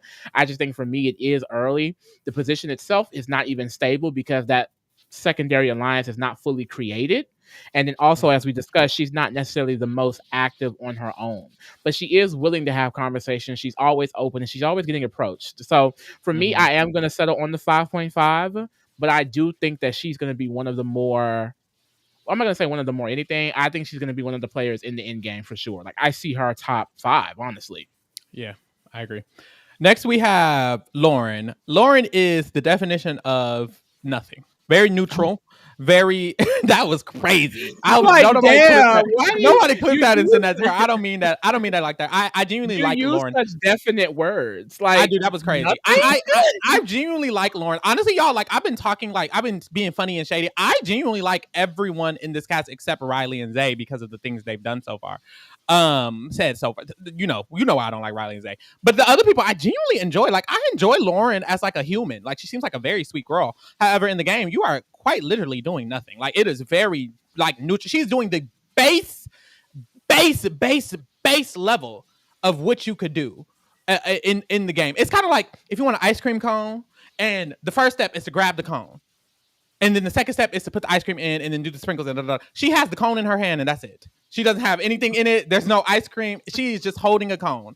And you starting somewhere, queen, but you're not getting anywhere. So for me, I feel like she's not targeted because people want to target Kat first. They want to nom Rylie first. They know with Ashley. She's not a target at all. She's very safe, but she's not in anything. She's not prioritized. She was almost in the lines, but she wasn't even really prioritized. Zach was vying for Ava more than her, and he got a whole crush on her. So it's like, girl, where are you at? You're nowhere. So I have to give her a 5 because it's like, girl, I don't know whether to put you low or high. You're just not anywhere. I'm gonna just settle on the 5. Like, I don't know, Lee. Yeah, with Lauren, I agree with the 5 only because she's not pissing anyone off. Like, the girls, they prefer her over Katherine. She has a buffer. They don't seem to want to go after Katherine. I mean, they don't seem to want to go after Lauren. However, they don't necessarily seem to want to just all the way work with Lauren either. It's always like when we discuss Lauren and Katherine, they're the duo, and we prefer Lauren over Katherine. Like, I think that she may go up with Katherine, but she definitely wouldn't go home next to Katherine. Like, she has a buffer in front of her. I do like that she went and made this final 2 with Ava, but is that just to say, girl, I made a final 2? Like, what is that final 2 actually going to do? Like, are y'all going to start making plans and strategies together? Because Lauren doesn't strike me as a player that's going to be out here wheeling and dealing and making strong moves. So it's like, I just don't know where her trajectory of the game is going to go. I feel like as the weeks go along, I'll start dropping her lower because if you're not doing much, then I can't confidently give you this 5. But at the same time, like I said, she's not necessarily anyone's main target, and I don't think she will be for a minute, it seems. But the game is kind of starting off like to slip away from her only because, like I said, this Bond alliance isn't something that's like working as an alliance. It's not, they're not really sharing information with each other all the time. They're not meeting. They're not, I feel like, really doing anything to me that would show them as a real working alliance. And that's what scares me for a player like Lauren because she is so passive. So, Kay, what you think? Yeah, she's also really hard to rate because she's just kind of there existing. She is doing the bare basics to call herself a big brother player. She's not like shaking the table or making anything move, but she's also not doing anything to plant a target on herself either. I do worry about her passiveness and her just being like more of a quiet personality in there. But I want to have a little bit of faith in her because, one, people like her a lot, especially in comparison to Kat. And I think it might actually be a good thing that she's so close to Katherine because Katherine is always going to be a target ahead of Lauren. Like, people just don't, mess with her at all, which I totally get. And 2, she said, well, at least in her preseason interview, she said that she was a super fan of the game. And so I'm hoping that she knows a little bit more than she's letting on right now. And I'm hoping that she will be able to find her way eventually if she's able to like kind of float on and make it to the jury phase. She's doing like this whole sweet Southern girl shtick, which she said she would come in and do. That's what she said, that her plan was going to be to just be nice and sweet and smile so that people think highly of her. Like, people think that Lauren is just like so honest and sweet. They don't expect her to be a snake or to lie or to do anything. And so I think she has that going for her. But like y'all were saying, she is just like the definition of mid right now. So I'm also going to give her a 5. Real. Next we have Kat. Girl, a lot of people are not fucking with Kat. She in danger. Morgan and Mickey, like, she gotta go. A lot of people are not feeling her. She's attached to Jimmy, who a lot of people are upset about as well. Like, people are mad at Jimmy, and she's kind of all up under Jimmy. She's not in any named alliance. She's one of the only, her, Keanu, and Kelley are the only ones not in any alliance. She's not in the Bond. She's not in the fake heavy hitters. She's not even in a fake alliance. She's just here. It is really bad for her. She doesn't have allies. She does have Rylie, who she can wield whichever direction she wants. And she is cool with Jimmy, so I think that helps. She is cool with Lauren, so that helps. But other than that, she don't really have much. She's also hyper focused on targeting Ashley. Isn't she after Ashley real bad?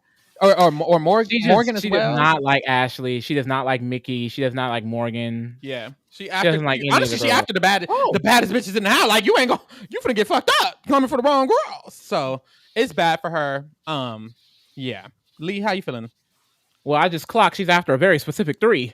I don't like that. Look, Katherine, don't come for my sisters, okay? Don't come for my girls. Because you already said a lot of crazy stuff about Ashley. Keep it cute, girl. Keep it cute. We don't need Katherine. Thin line, queen. We don't need Katherine with an HOH, baby. The thing is, I didn't even hate Katherine. I'm confused. Like, it really came out of nowhere. It seemed, did not. It did. It was like, oh, girl, everybody hate Katherine. I'm like, dang, what? People were being congenial. They already felt it, but they were being congenial. That's what it was. I think kind of because I guess. Some of her personality, I can see how someone can get like a cold reading a little bit. Like, maybe she's kind of like standoffish, like kind of silently judging you. That's kind of like maybe that's the vibe they're getting, because low-key she is. I also feel like she isn't necessarily doing the best with socializing with as much people. Like, that first week, everyone was talking amongst each other, but you can tell people are getting settled. And Kat really only talks like the same 3 people unless someone is talking in front of her. And most people now do not talk game in front of her. That's why Mickey and Morgan were really upset, because Kat was always in the goddamn HOH talking to Jimmy, it seemed like, but it's like she really doesn't have anywhere else to go. Like Lauren is ditching her for Ava in the Bond, you know what I mean? Jimmy's alliance has ditched him and her, and all she got is Rylie, and her and Rylie are cool. Like, so basically it was a situation where Jimmy told Morgan, Morgan told Jimmy that she wanted Rylie to go up. Jimmy told that to Katherine. Katherine told Rylie, and that's why Rylie said he will put Ricky and Morgan on the block. He said he'll put both them B words up. Watch them B words, Rylie. You better watch those. And Miss Katherine, get your man. Okay, Katherine, get your man. Okay, we want these men up out of here. What happened to preseason, Kat? Hello? Ooh, like it. Yeah, no, I thought Katherine would be a really smart competitor, and I can see still a smart person in there as far as game, but she's already so behind on alliances, relationships, and people actually prioritizing her. Like, even her closest friends are not prioritizing her or helping her. So I think overall I have to go with the 3. Yeah, for real. Okay, how you feeling? I think Katherine is a tough person to rate because on one hand, she's stirring the pot, like that situation when she went and snitched to Rylie and all that stuff. I put blame on Jimmy for that because, like, Morgan is supposed to be his ally. So why are you telling Kat all of this information? I'm not going to sit there and blame Kat for that because she has, no reason to, trust Morgan or Mickey and be on their side, I guess, or whatever. But also, I'm trying to be non-biased here because I also don't like Kat that much. Like the other day, the other night when it was Mickey and Ava and they were doing the whispering, I can't stand Kat. I was right there kikiing with them. I was like, oh, me too. And so trying to put all of that aside, I do kind of see her talking game a little bit more this week, especially compared to the last week. And I do think that she did a really good job of sucking up to Jimmy just to keep herself safe, because I feel like she is a person that, again, could have easily been put up as a replacement nom, but because she was like so close to him and because her and Lauren were like up in his HOH room and like, talking, kikiing all night, having sleepovers or whatever, that probably like turned him against that. So I do want to give her points there. But a lot of people just aren't feeling her personality. A lot of people want her to be like their main target. People, she can and will easily get put up on the block next week, depending on who wins. And so I'm going to give her a 3.5. Yeah, y'all are spilling all the tea on Kat. I think the main issue I have with her is that she's a consensus nominee. People on both sides, I guess if you have sides, actually are okay with her getting on, because Zach and Vince also talked about, I mean, low-key, we can nom Kat as well. Like, not only is it's not just Mickey and Morgan and Rachel, also Zach and Vince are cool with you being nommed. Girl, that's not good. You in danger, girl. Like, that's real bad. Like, you're one of the only people, I feel like, everyone will be comfortable with you being on the block, or majority of people. And because of that, after Kelley and Keanu, baby, it's you. You're like, people will be upset if Ashley's nom. A few people will be upset if Ashley's nom.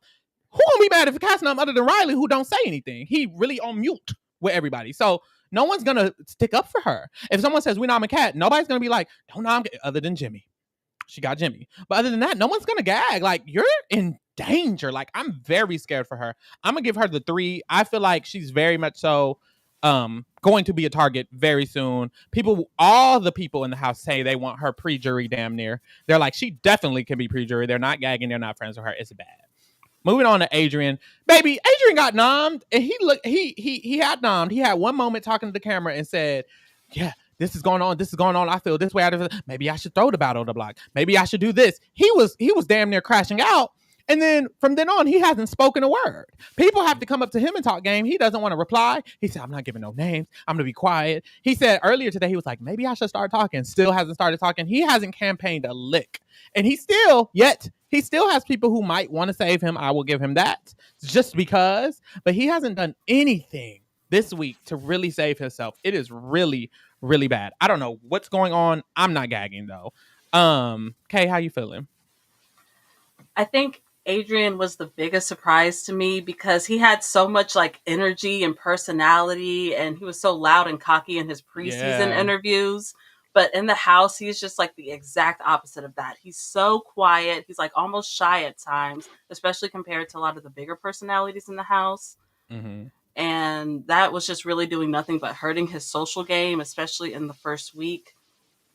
I think that at first I was going to rate him really, really low because he didn't really do anything to prevent Jimmy from putting him up on the first place. And for a while, it really wasn't looking like he was doing campaigning. But earlier today, I did hear him talking to Morgan a little bit. He is starting to branch out a little bit outside of his usual group, which are the outcasts, Kelley and Keanu, who aren't going to help him out with shit. So he just needs to abandon that. So he is doing a little bit of something. And most importantly, I think that he is probably in the best position to win the BB Blockbuster, considering the fact that he seems to be an actual super fan of this show, and the fact that he actually like practices and builds like competition pieces and sets and all that stuff at home. He's done so much preparation. So next to Amy and Will, who aren't like the biggest fans, I do see him staying for another week. And so I think I'm going to give him a, oh my gosh, what did everybody else do? Am I the first person? Oh my God. You got it. Okay, I am going to give him, I really do feel like he's going to stay, so I will give him a 4. Okay. Yeah, you're a little higher than me. I'm going to give Adrian a 2.5. Very disappointed with this week. I don't know what he was doing. He's on the block. He could go home. And it's because, like you said, when Jimmy said, I'm thinking about nominating you and I have other options. My other options are Rylie and Lauren. He said, okay. What's happening, superfan? This is the superfan of the season? CBS, this is your best candidate? This is who you put on the floor? He pissed me the fuck off, because if that was me, I would have been like, well, I think that would be a mistake if it was me. Of the options, it seems like maybe Rylie, maybe Lauren. I don't know. Like, say something, King. Like, he gave you other options. He literally gave him the other names he was considering, and he didn't say not a lick of a thing. Come on, King. He didn't really campaign until very recently, and even then, people got to approach him. Very, very horrible gameplay. I do think he is most likely to win the Blockbuster because he was second in the veto. I do feel bad that he lost veto to Casey, who's not even playing this season a little bit. I'm like, damn, King. But he also not playing this season. Woo!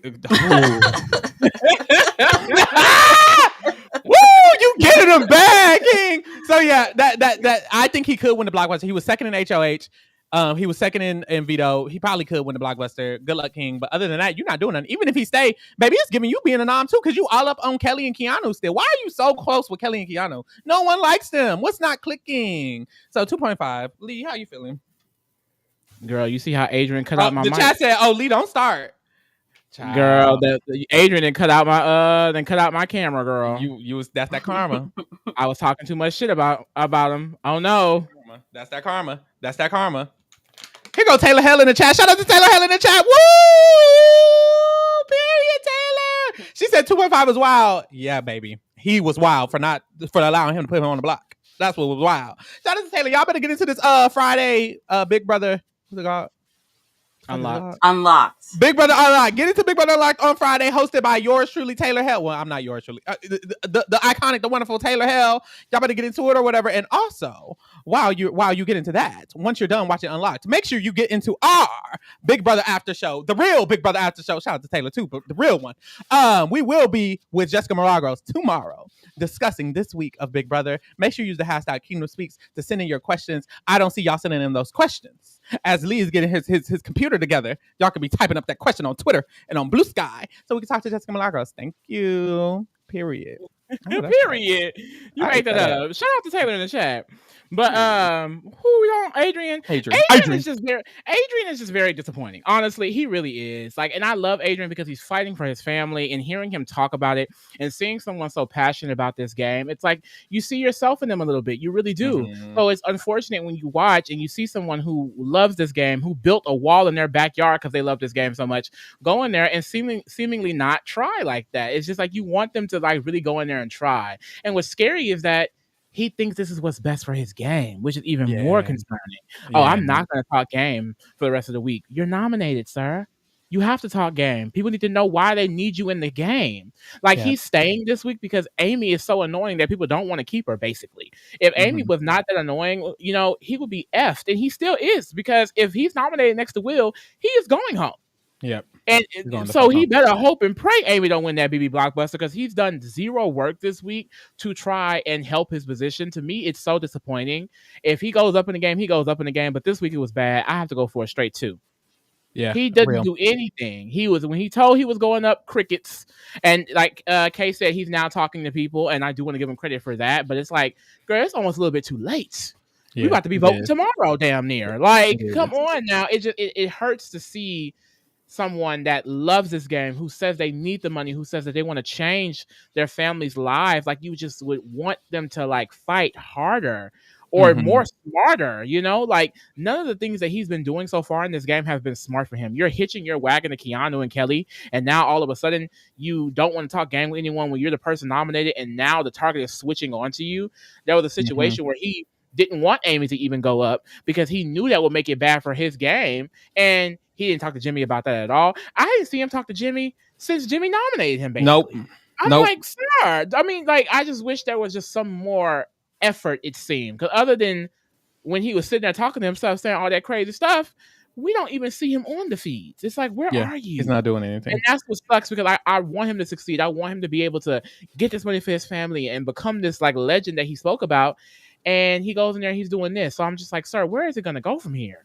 Yeah, y'all, I love Adrian. Adrian is my favorite house guest. Like, personality wise, he's my Cedric. He's very much so. I'm fucking with you, but it's giving Cedric. It's giving you finna be pre-jury, same way as Cedric was. Like, the way you're playing the game is just not effective. It's so sad to see, but I love him. I'm rooting for him. But baby, good luck.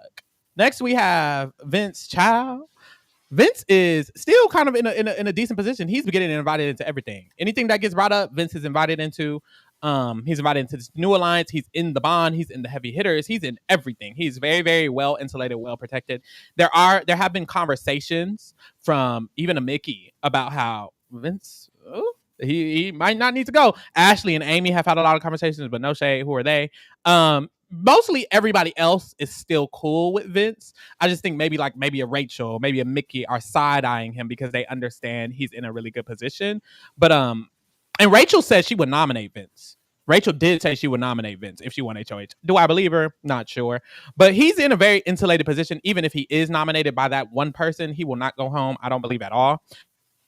Insulated. But I feel like for me, last week I gave Vince a 6. I think he has maintained his position and maybe even maybe it has even gone up because he's becoming a part of this group. If this group is solidified, it kind of makes it to where Rachel, Mickey, and Morgan have no reason to nominate him because he will likely be in it. So I think I am going to give him a 6.5 position wise alone. He doesn't do a lot. He does do a lot of game talking. He doesn't talk about much in those game conversations, but it makes people, I feel like they are with him, because Morgan will sit there and yap his ear off, and then she'll leave feeling like she can still work with Vince. And Zach will yap his ear off, and then he'll feel the same. Everyone will just go to Vince, yap his ear off, and then they will feel good about him leaving that conversation, honestly. So, hey, he's doing what he's doing right now. I don't think it'll work long term, but right now, 6.5. Lee, how you feeling? I agree with the 6.5. He's able to just be demure, and everyone wants to put him into an alliance. It doesn't seem like he has to do much right now. But one thing about Vince is that he's a yes man. Like, every single conversation he has, he's just gonna say yes, yes, yes, yes, yes, girl. We're on the same team. Yeah, yep. Like, he just goes and he just agrees. So I think at some point he's gonna have to make a real decision, and it's like, what are you gonna do when that decision comes at the door? You know, you're gonna have to nominate people at some point.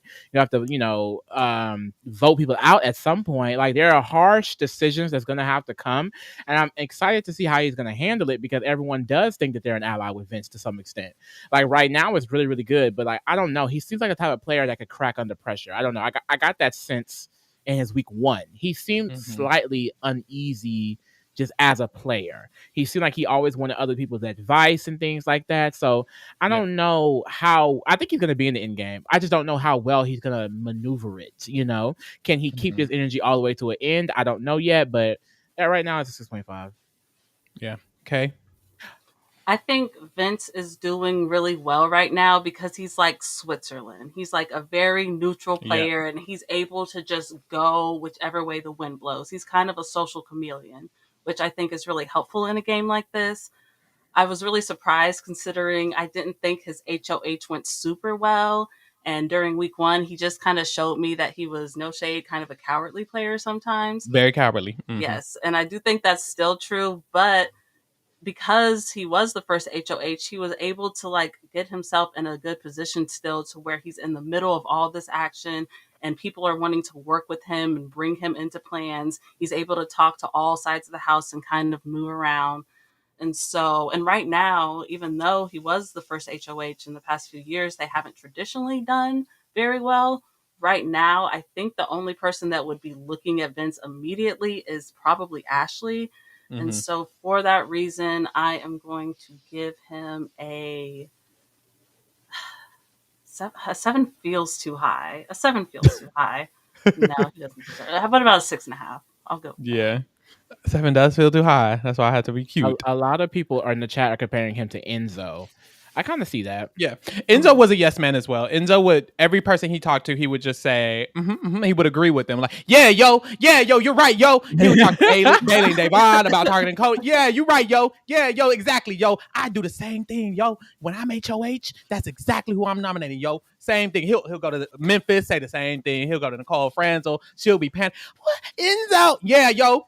Girl, very much so. So, and that work, that does work. It just, in a season like this, I don't think it will hold him for a long time. I think eventually people will be like, nigga, you're not saying nothing. You know? Not nigga, but boy. So we'll see. Next is Will. Captain Will is nominated. At first, it felt like he was laying in the flag. I was like, hold the fuck on. And then he kind of started controlling it a tad. The girls are vying for him. At this point, he's going to stay over either nominee regardless. And I think that's going to be consistent because he's the main one who's kind of being invited into this alliance. They want him to make it. He's not doing it, and he needs to, like Zay did, bitch. But yeah, I need him to lock in and make that alliance and move forward. But Will is doing good. Who just went last? Who just went? I don't remember. I think it was Lee. Was it me? Girl, I'll go. Will, I would say I'd give him. What would I give him? He's not going home, and I do think he will be prioritized within this new group. He's prioritized within the bond as well. People really, really, really like him. He's a great social player. Very, very great social player. They feel his value, even though, to be frank, he hasn't proven to have value just yet. He hasn't won a comp yet. He's been nominated, but he hasn't even voted with them. That's the gag. Like, he proved value by doing nothing. He didn't vote with them. He didn't win a comp. He got nominated. Like, he's not really showing it either any other way other than his social game. His social game is that strong, so I really do appreciate that. But he's nom, so that's not a good position.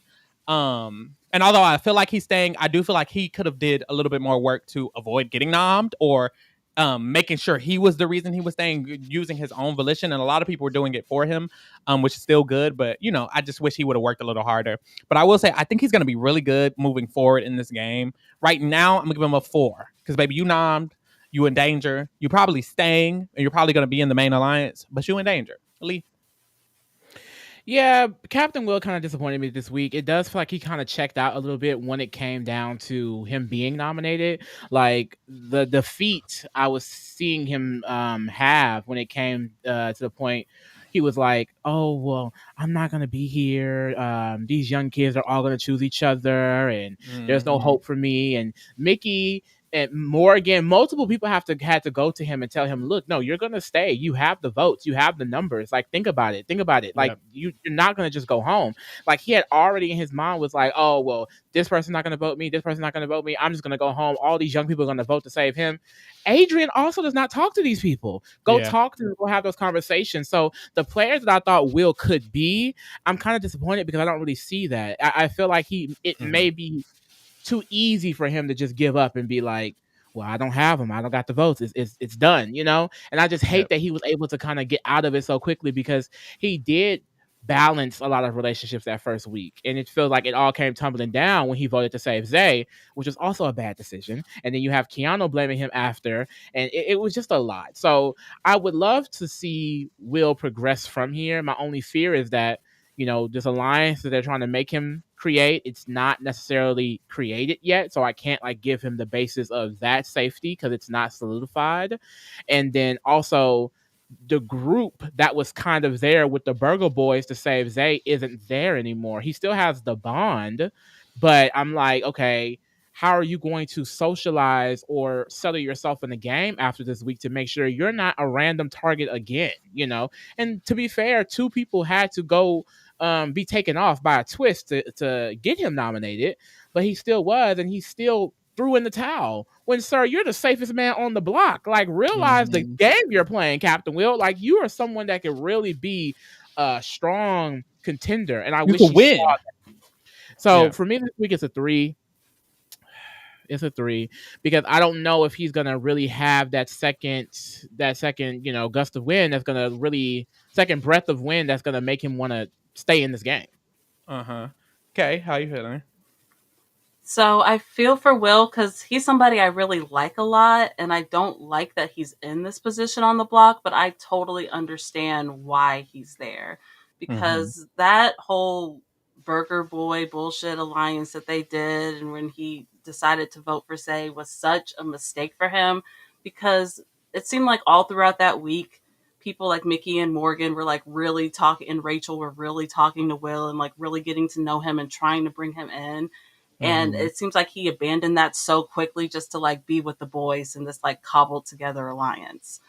And so I understand why Jimmy felt that he was on the opposite side, and that, you know, just because he was on the opposite side of that vote. But at the same time, he does look like he's the safest person on the block heading into this week. And he does have a huge group of people still backing him, even though he technically kind of lied to them a little bit. And so he feels safer. But he also really didn't put up that much of a fight when Jimmy said that he was going to be nominated, similar to what happened with Adrian and the others. So I am going to give him a 3.5. Real. Next, we have Rachel motherfucking Rylie. Lee, how you feel about Rachel? The thing about Rachel is I really feel like she started declining this week as far as her social capital, like when it comes to like really branching out and speaking with different people and having these kind of like deeper connections for like the end game. Like, people want Rachel in jury. People always discuss wanting Rachel in jury, but it doesn't seem like she's going out and having these conversations to like maybe set up any final 3s, final 2, set up any in-game structures. You know, she does seem to be I guess reverting back to the older school Rachel, where it's kind of like I have a side, these are my girls, and that's just what's going to be. You come for the queen, you're going to get beheaded. Like I feel like that's just her motto at this point. Like I'm going to sit here and be that girl. If you want to come for me, best believe I'm going to get you first. I do not think Rachel's going home anytime soon, but I hate that she's not as involved as I think she could be as a player. Like she showed some really good promise, and I feel like as soon as the whole blow up happened with Zay, she was like, okay, calm down, girl. Let me get myself back together. But I really want her to branch out a little bit more. It's unfortunate because there are people like Keanu, Kelley, Adrian, who even Amy and Rachel, who will just not take her as a genuine person, no matter how genuine she is. Thankfully, she does have people like Zach, Vince, who are saying they want to get her at least a jury and keep her around for there. And I don't know. I don't know where Rachel kind of plan is from here, and that's what's concerning me. Like, what is your goal next, Rachel girl? Like, what are we gonna get you to? I don't even know where I want to give her. Honestly, I'm gonna just give her the 5. I don't really know where Rachel's gonna go from here. I don't. You real? Kay, how you feeling? Yeah, I agree with that because her social capital is declining. And part of that isn't really her fault because it seems like her reputation is kind of like messing her up a little bit. Back when she played, and it's been a while, it's been probably like 15 years since I watched her season back when it came out, but I don't really remember Rachel Rylie being like a strategist mastermind type of player. I don't. Yeah. She was really messy. She got into drama and fights and she won comps. And that's how she was able to, get herself to the end, by kind of being a social pariah, so to speak. But people in the house this year don't see her like that because they're not as familiar with the game. So they're assuming because she's a veteran that she just like knows everything and she's just going to be able to come in and manipulate them and outplay them like Sari was kind of doing during the beginning of the game. But that's not what's going on at all. And so like on one end, that's like kind of unfair to her. But at the same time, like y'all were saying, I don't see her going anywhere anytime soon. I could see her getting put up soon, but she does have people behind her. But at the same time, I don't think anybody wants to see Rachel Rylie win this game. They've all said that, nobody wants to see her win a second time. It wouldn't be fair. And so I think even if she is able to make it to the jury portion, and damn near if she's able to make it to the end game, it might be hard for her to get the votes. And so I am going to agree with the 5. Yeah, I was thinking of 5 as well going into this. I agree with the 5. I do feel like she's going to be taken to, like, a lot of people want her in jury. A lot of people value her, and I think that's really good. I think Rachel's smart, and I do think she's a capable player, but being tied to Amy is holding her back. Honestly, if Amy gets evicted this week, which I hope so, no shade, Rachel's game will probably open up a lot, and she will probably be able to go back to week 1 Rachel, where she was actually moving around the house and talking to Vince, talking to Mickey, talking to Morgan. That's what she needs to do again. And she's been so stuck in this corner with Amy, comfortable. It's like you're in a comfortable corner and they don't even like you. You're in the wrong corner, honey. Like you shouldn't even stand. If anything, if anybody corner she needs to be in, it needs to be Morgan, because Morgan's the one. Rachel got to be in the alliance. They're like, you sure about Rachel got to be in the alliance? Rachel's in the alliance. Like Morgan is making sure she's in that alliance, and she's over here kicking with Amy and Ashley, who don't even fuck with her. So if Amy goes, which could happen, Rachel's caliber of player is actually good. She is a good player. There's a reason people could still want her in jury, even they don't want her to win. There's a reason people are comfortable with her being in the group more so than even Ashley and these other people. Like they're still cool with it. They're like, okay, because she is. Honestly, she's pretty good socially this season. She actually is kind of okay socially this season. She has so many personal conversations with these people throughout the day. Even earlier, Zach and her were cleaning, and she was like, Zach, you're such a good person for this, and da-da-da-da. I think she knows how to make people feel good about themselves, which is so new for Rachel, but it helps. And I do think she is a capable player, but right now she's stuck in this weird box that she put herself in, and she just needs to break out of that. And luckily, she's with allies who are probably going to go home, and she probably will break out of that. So I'm excited to see what happens if Amy goes. But right now, it's like, girl, you're declining. You're declining. If you stick in this Amy box and you stick yourself there, you're going to keep declining. You need to be more open-minded. She doesn't even seem open to heavy hitters. Be open to it. You're the main one who need it, queen. Because if we don't have it, you're going to be nommed. So I just want her to be more open and free herself. But it's a 5 for now. Next, we have a queen, a legend, Miss Mickey. Mickey, like we said, is trying to come up with this new group. She's doing a lot of social maneuvering. She's talked to damn near everyone, damn near every day. Like, she's very on it, social wise and strategy wise. She's trying to form all of this stuff.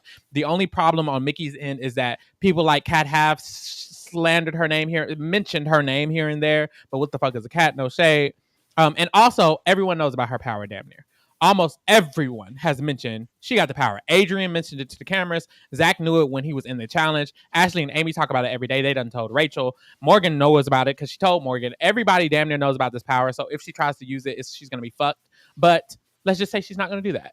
I think gameplay-wise, she's doing really amazing. If this alliance gets formed, which I feel like she's the main one who needs it to be formed, honestly, like of the people trying to create it, she needs it the most. Zach and Morgan are already in an alliance. Even Rachel, although Heavy Hitters is fake, it was real this week. You know, the other people are in actual fake / real alliances. She's not. So I really do need her to buckle down with this group and actually make it. And I think she's being a little bit too trigger shy with that. Girl, make it.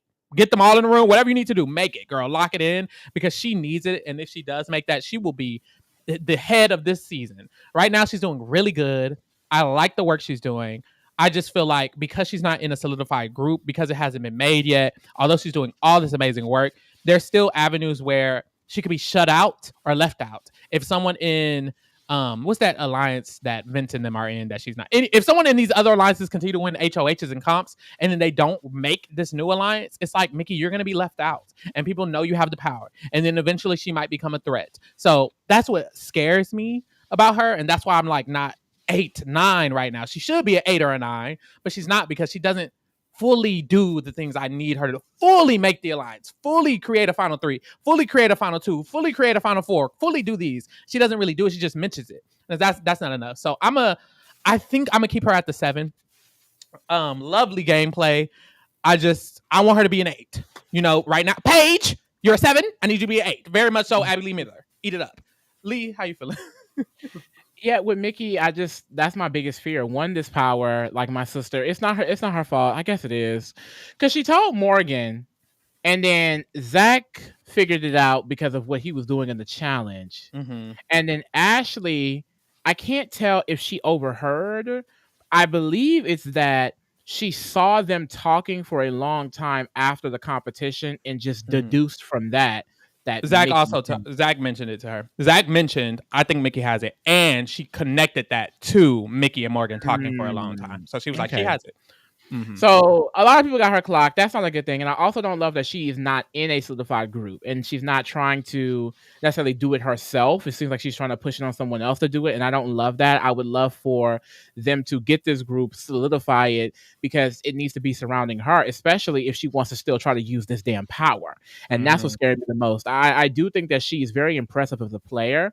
However, is the effectiveness fully there? We have not seen the result of the effectiveness of her social gameplay. It's like it works with Ava.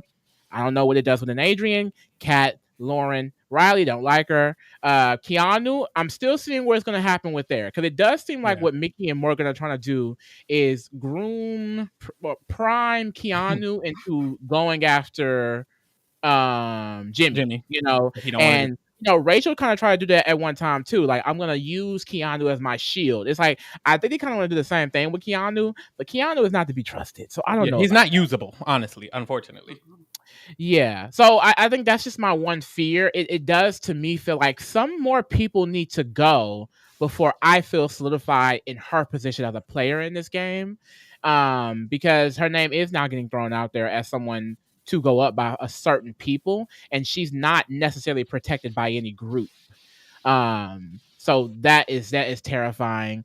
And she's also worried about the Jimmy thing. I don't know how soon they want to actually try to do that, but if that's something that they're worried about doing next week, like they're saying things like, I want Keanu to take out Jimmy. I hope Keanu makes the move. And I don't even think Keanu flipped his vote for real. I think that he actually did vote to keep Amy in the game. And it's just like, hold on now. Why are we switching up the narrative now? Hold on. You're a little too far. So I think overall for me, I'm gonna just settle on the 6.5 for Mickey. I'm still really high on her as a player, but I think everyone in this season for me is not necessarily doing what they need to do right now.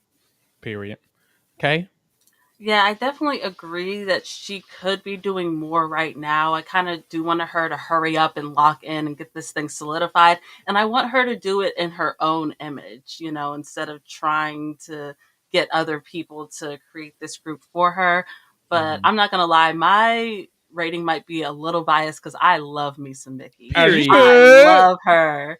I love watching her talk. I love the way she plays. She's not shy at all about talking numbers. She's not shy about trying to get things going in the game. She doesn't seem like she's trying to play scared at all. Mm-hmm. And even her being close to Morgan, like I do see it as being a problem because now people are looking at these two as a duo and they would put them on the block together. But at the same time, if it was Mickey and Morgan, I feel like Morgan is more likely to go home. She's just a little bit more of an emotional player. And, that's not a bad thing by itself, but I could just see people wanting Morgan out because sometimes she can be a little bit more headstrong in what she wants. Mm-hmm. And I could see that kind of turning people off. So I think that Mickey is one of the best players in the house. I deduced that from the first week, and I think that she has a lot of potential to go really far. And she is one of the few people right now that I could see winning this game. So I'm going to give her a 7.5. Period. Period. Ooh, period.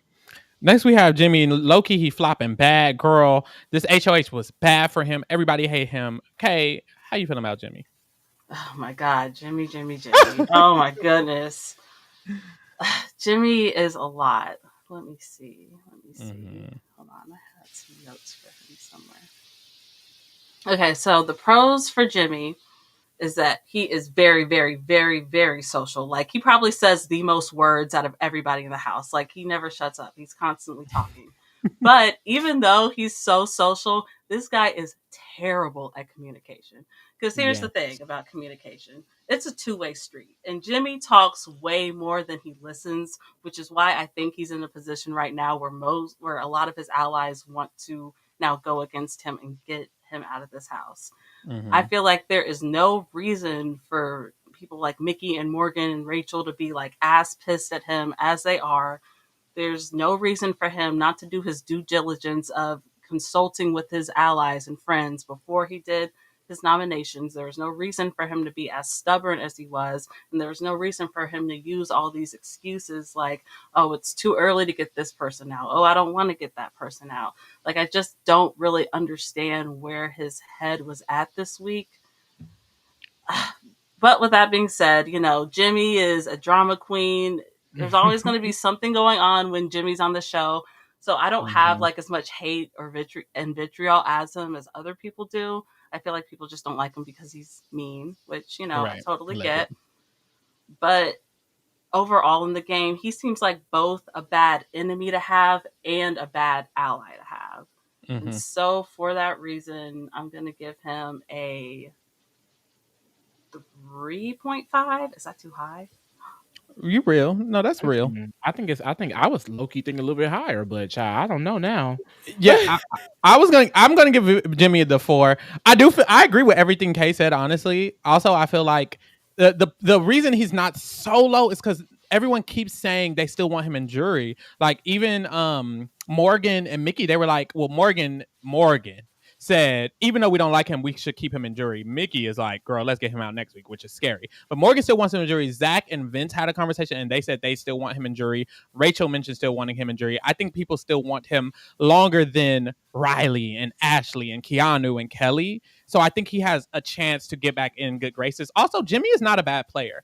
I think Jimmy is terrible in power, and I think he's terrible at listening to other people. However, when he's not HOH, he's going to go back to talking to Rachel right now. I'm going over here to Morgan. I'm going over here to Zach. I'm going over to Vince. I'm making my rounds. Jimmy makes rounds. The only reason he didn't do that this week is because he was the HOH. He felt like he needed to be the one who people were coming to. But next week, I guarantee you, Jimmy's going to be back. And as we see, they too scared to make this alliance. I can see Jimmy going around talking to them, then be like, you know what? Jimmy could be in it instead of Ashley. And then Jimmy actually making the alliance. Like, I can see Jimmy being the one to make this whole alliance that he's not even a part of this week because he's a very active person. He was the most active person last week, and he will be the most active person next week when he's not HOH. I think right now, terrible for him, but the fact that he's not the most immediate target because Keanu and Kelley are still here, like because of these other options, I think it's going to give him time to reevaluate, because I don't think he's a terrible player. I just think he is a terrible leader. Don't be HOH again, King. Stop Right. that. Stop that, because no one wants to hear it. But we'll see. I don't know. Lee, what you think? Yeah, it's hard. That's why I was like, after Cake at a 3.5, I thought I was gonna get a 4 too. When we get a 3.5, and after what you were saying, I was like, I low-key agree with that as well, because I do think that some of the things he did this week was like off for me. I think my biggest thing is how he did lose his allies' trust. You know, it's not something that I would have really been affected by, but I do understand why they're affected by it. And it's just like, that's something that you should be socially aware enough to clock and correct yourself on. And I feel like it's going to be a consistent issue. And because he's the HOH this week and he's doing it, it's like, this is the worst time to be making moves like that. And he's also probably going to end up taking out Amy, which I think does really nothing for his game overall necessarily. I think he could have easily taken out a Rylie this week and been fine, you know? So I'm going to give him the 3.5 as well. Yeah, I do want to say, I do also like, I forgot to mention, I do enjoy that, although he was doing all of this bullshit for his allies, I love that if Keanu and Kelley were going to stay, that he was going to make a deal with them. If Adrian was going to be nominated, he was going to make a deal with them, because he made a deal with Keanu, he made a deal with Kelley, and he made a deal with Adrian, and it seems like all of them are agreeing to it. So I just like, he is actually a player. He's not just doing shit willy-nilly, and I do appreciate that. I really appreciate that. At the end of the day, he's playing the game, and he does have Kat and Lauren, well, specifically Kat, like, big ups to him. Like, she's actually loyal to him. So although because what most people do is they lose relationships with everyone. You know, most terrible HOHs, it's nobody fucks with them. He still got Kat, Lauren, potentially Rylie, Keanu, Kelley, all those. These aren't valuable people. He lost all the valuable people for the unvaluable people. I still like that he has someone who actually won't target him. Like, he's still playing, and I did want to say that as well. Zach, child, great position, pretty face, beautiful gowns. He's not active for me, baby. Like, he's not that active for me right now in the game. He is in all of the alliances, in all of the groups. Everyone loves him. He's not a target. He's probably going to the end game. That's what's happening right now. Lee, how you feel about Zach? Yeah, with Zach, I had him a 7 last week. I don't think I'm gonna bring him down to the 6.5, mainly because nothing really changed in his position. He's still this person that people want to bring in, people want to include in his alliances. When there is another solidified group, he's likely going to be in it. No, and then he also has that power that basically gets him up to jury with the $10,000 bribe. So all of that's going really well for him. I just think that I'm not going to give a 7. I'm not going to give a 7 to a player who's not using their influence. He's in this perfect position, yet he's not setting up an end game or a structure for himself towards the end game that's going to, like, I think, fully help him. And I think it is important. Like, you could say it's too early, but I do think it's really important, even this early, to be starting those kind of relationships for that end game. And it does seem like he has good relationships. It's just, you know, when is he going to start using them? And is he going to be a player that never needs to use them? That's possible. But, like, I just want more from him, I guess. Like, you're in this great position, and we're not seeing you do much of anything. He's like, I want Adrian to stay. He's not necessarily pushing that, you know. Last week he wanted Amy to go home. He wanted Zay to stay. Wasn't really pushing for that either. He kind of just goes with the flow. And it's like, that's fine, because they're probably still going to get him in the end game regardless. It's just, once you're there, do you have the people on your side to be able to get to the end? Because people, to get to the final too, because people are clocking that he can be a threat. Like, I think Ashley has mentioned it. I know that even Morgan and Mickey have discussed it once or twice, that he can be a problem at some point. So at some point, people are going to wake the fuck up that he's still here. And Will said it too.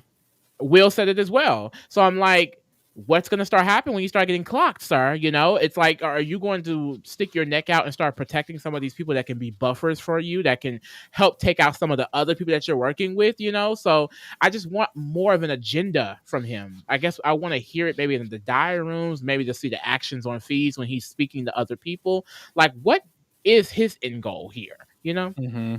Okay, how you feeling? I'm wondering if maybe Zach doesn't feel the need to do as much because he has that secret power that's going to protect him pretty much whenever he gets thrown up. So maybe he's thinking, like, and I do think that he could easily make it to the jury phase, especially with that power. I feel like he's a lock for the jury, but maybe that's why he hasn't been as vocal But I also feel like he kind of doesn't need to be vocal because he's another player that's able to kind of go everywhere. He's able to hang out with the guys and be in the Burger Boys, but also hang out with Jimmy and be in the heavy hitters, but also hang out with the girls and talk to Morgan and all them. Like he's really impressive to me. And I think he's playing a pretty good semi floater game right now, which is ironic considering the fact that he called Rachel Rylie a floater in the house. But you know what? He's not bad at it. I think people definitely should start pushing for him to go soon because he is the exact type of player that wins modern day Big Brother. And I could totally see him getting to the end and taking it. I do want to see a little bit more for him, but right now I think he's in a surprisingly good spot considering the fact that he was on the wrong side of the vote last week. He got like no pushback for that, so I am going to give him a 7. Period. Y'all are spilling on Zach. I want to bring up this comment to talk about my score. Someone said, When in Rome says Zach gets a 10 for actually keeping his power a secret. Honestly, him keeping his power a secret is a part of the reason I don't think so highly of him, which sounds backwards, but I'm gonna explain. I do feel like he's so demure about his agenda, like Lee said. Like he does not create a structure for himself. He does not make a alliance for himself. He does not push someone to be evicted for himself. He doesn't push someone to be saved for himself. He doesn't build for himself. He kind of just allows the game to flow and he goes with the flow of the game. And that's not good because Adrian going isn't good for him, but right now Adrian will go and he's not doing anything about that. Zay going isn't good for him and he's going to go. Everyone has started telling him Kat is going to go. Kat going isn't great for him because Kat is close to Lauren and you're close to Lauren. So you could use Kat. All of these people who are being tossed up to be going home soon are people he could use. Keanu loves him. Keanu's finna go home soon. All of the people he could use to create his own structure, power structure, are going home. Meanwhile, Mickey and Morgan are making an alliance with all the black people and him. Like, baby, you gonna get left out eventually. Like, it's not good that he's not. I think he should use his power to gain a core group around him, or he should use not just his power. He should use information to gain people within him. The only reason he has control from some of these angles are just a natural ability of his natural social ability, which is amazing. And that really does help. And he does so good with it. But for instance, situations like the Morgan thing, Morgan, to be frank, is in love with the man. So it's like, it's not like he has control over Morgan because he gave Morgan this piece of information and invited her into a final two and da-da-da-da. And now they're going back and forth with their... No, Morgan's in love with him. Sorry to put it that simply, but that's simply just the truth. If Morgan wasn't in love with Zach, her and Mickey would probably be like, that nigga can go. You know what I mean? Like it's in a way, he's not maintaining it with the information he has in the game, with the power he has. He needs to maintain it. We just saw Drew for our Big Brother 5 rewind. And with Drew was kind of in a similar position as Zach, where he had a lot of people on a lot of different sides. But some things that Drew would do is he would talk to Adrian and Natalie and he would make an alliance with them. He would talk to Diane, of course, and use the fuck out of her. At least use the fuck out of Morgan. At least use Morgan. You know she likes her. At least use her. He's not even doing that. He would be an 8, a 9, a 10 if he was using it. The fact that he's only a 7 or a 6.5, it's like, you should be a 10 at this point, King. If you were just doing anything, honestly, if he was doing something, he would be like an 8. But I'm gonna do a 6.5 as well. It's like, I want him to do more because he is in the best position. He truly can be the best player. So I'm wanting him to do more, which is why I'm kind of like being harsh on him, because it's like, King, pick it up. Be that Derek. Be that Dr. Will. Be that Dan. Eat these niggas up. And he not eating these niggas up. Well, he not eating a nigga at all. But he not. Last and not least is, well, maybe she's the least for somebody, but not for me, is Morgan K. How you feel about Morgan, honey? So I like Morgan a lot. I like the way she games. I like that she's social and she's one of the few players in the house that's like very much active and in the conversations every single day. But my concern for her is that she may almost be a little bit too active. Like when she wants something, she will push for it hard. And people are starting to notice. People are starting to notice how headstrong she was. And like I was saying earlier when I was talking about Mickey, when those two are seen as such a tight duo, if they get put up together, Morgan is probably going to be the target before Mickey is every single time. So I'm not loving that. But I do like her overall, and I want to see her do well. Like, you know, if I'm being biased, I'm team Morgan and Mickey for sure. Like, I'm rooting for them most. And so if I gave Mickey a 7.5, I'm gonna give Morgan a 6.5. Real. Very, very real. I agree with what you said. Well, actually, I don't necessarily agree with what you said.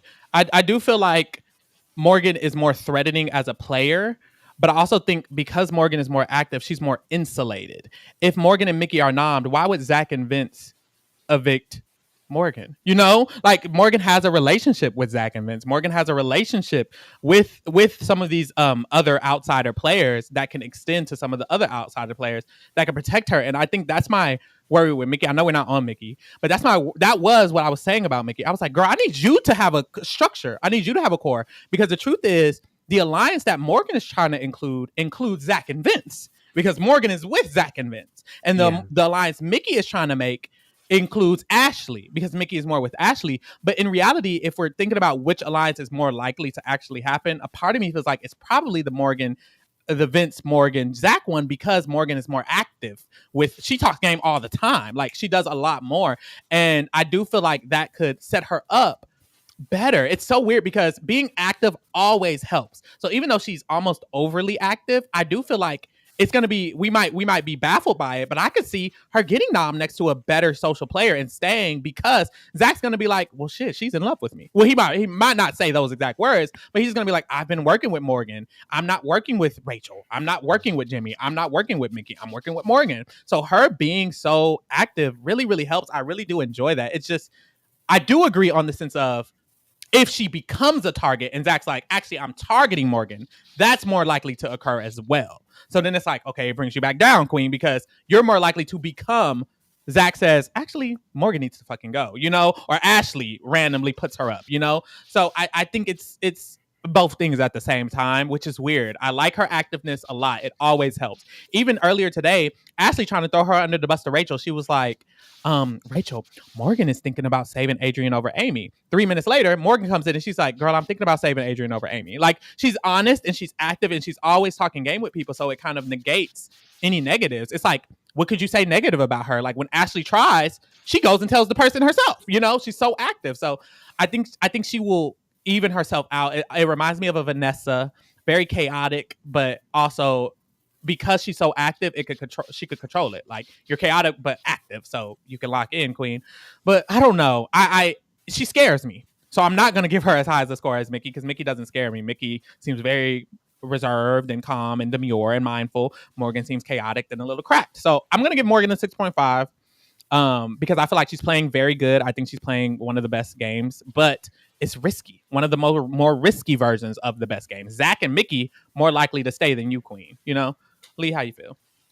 Yeah, exactly. And that's why I go with the 6.5 as well. I agree with a lot of what both of you said about her game. In general, I just feel like as it keeps going, I'm like, ooh, girl, you're scaring me. You're tiptoeing on that line of just full on spiraling. And it does remind me of a Vanessa or a Christy. Was that her name in BB9? Christy, yes. BB21. Where it's like, let's say 82 days is up, we're at the end of the season, whatever the fuck, and we see that Morgan got 5th place. It's going to be like, oh, okay, this was the player that Morgan was, you know? Mm-hmm. But because of her, like, just overall demeanor, I can't tell if this is something that she's going to be able to keep up, you know? Because people are clocking onto her. People are just choosing not to like her now. It doesn't seem like her...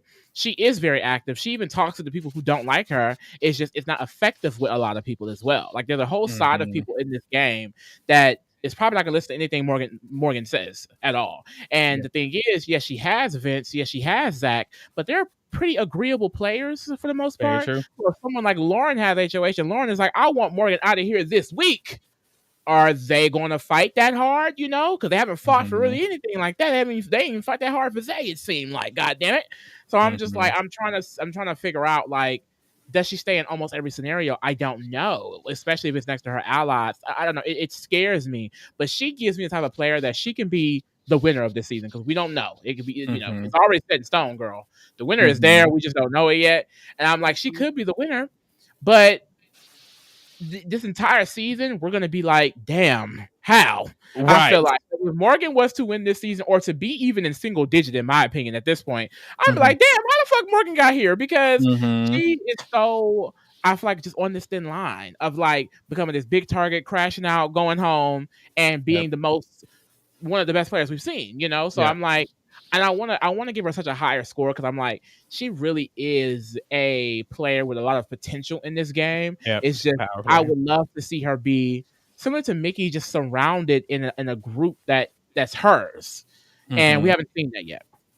Is this how it was watching Vanessa live? I did not watch Vanessa live, chat. Is this how it was? Because I can't help but compare her to Vanessa. I'm like, girl, you could go home at any minute. Oh, the girls didn't like Vanessa, didn't they? They didn't. I don't think they liked Vanessa while watching. But this she is like toting a line, baby. I fully agree. But we have them in order, y'all. Our bottom 5 players this week. At the very bottom, we have Keanu. Right above him, we have Amy. Right above her, we have Kelley. Right above her, we have Ashley. And right above her, we have Rylie. Those are the bottom 5, and I think we ate with that. They are flops. No shade. The top 5 players, we have at number 5, Ava. Number 4, Vince. Number 3, Morgan. Number 2, Zach. And number 1, Mickey for the week. Diva! She is a diva! We tore. How do you feel about them in order, Kate? You like it? Is it giving? Is it giving daughter? Yes. It's giving. Period. This is pretty much kind of how I have seen the game laid out. Since the very beginning, Mickey and Zach kind of stood out to me a little bit more than everybody else. You know, as you're watching, you can kind of tell, because generally the crash outs, you know, and the cracked people don't tend to win this show. It's usually the people that are very social, but like very even keel, and, you know, have their emotions regulated and all that stuff. So yeah, Mickey and Zach are still impressing me the most so far, and I'm going to be watching them a lot this next coming week too. Period. As you should. Y'all, this was a vibe. We ate. Kay, let the people know where they can find you, Queen. You guys can all find me on YouTube. I do live feed recaps of what goes on in the Big Brother house every other day, and I include clips from the live feeds in my videos so that you all can see the action unfold for yourself. So if there is anybody out there that is looking for good live feed coverage, check out my YouTube channel at KayLaFro. That is KayLaFro. Period. I also have it linked in the description. So if you want to just click that link in the description, just click that link and get it to Kay. Period. Also, of course, y'all, get into us. We are here all season, every Tuesday, every Wednesday, every Thursday. Tomorrow, like I said, we will be doing our TRK after show with the iconic Jessica Milagros. If you have not sent us a question, go ahead and send us a question. Use the hashtag KingdomSpeaks on Twitter, on Blue Sky, add us, all of that. Send a question to Jessica about this week, or to me about this week, or to us about this week, or whatever. Also, get into our Thursday eviction breakdown right after the episode. Coming up very soon, we have the challenge, and Survivor Australia versus the world. So get into that as well. If you haven't sent in your vote for one of these 10 shows, make sure you're sending your vote for one of these 10 shows for us to cover for our Reality Rewind series coming in December. The link for this vote is in the description, baby. And look, y'all, this was a vibe. This was a time. Kay, thank you for being here. And thank y'all for keeping it real with the Kingdom, baby. We out.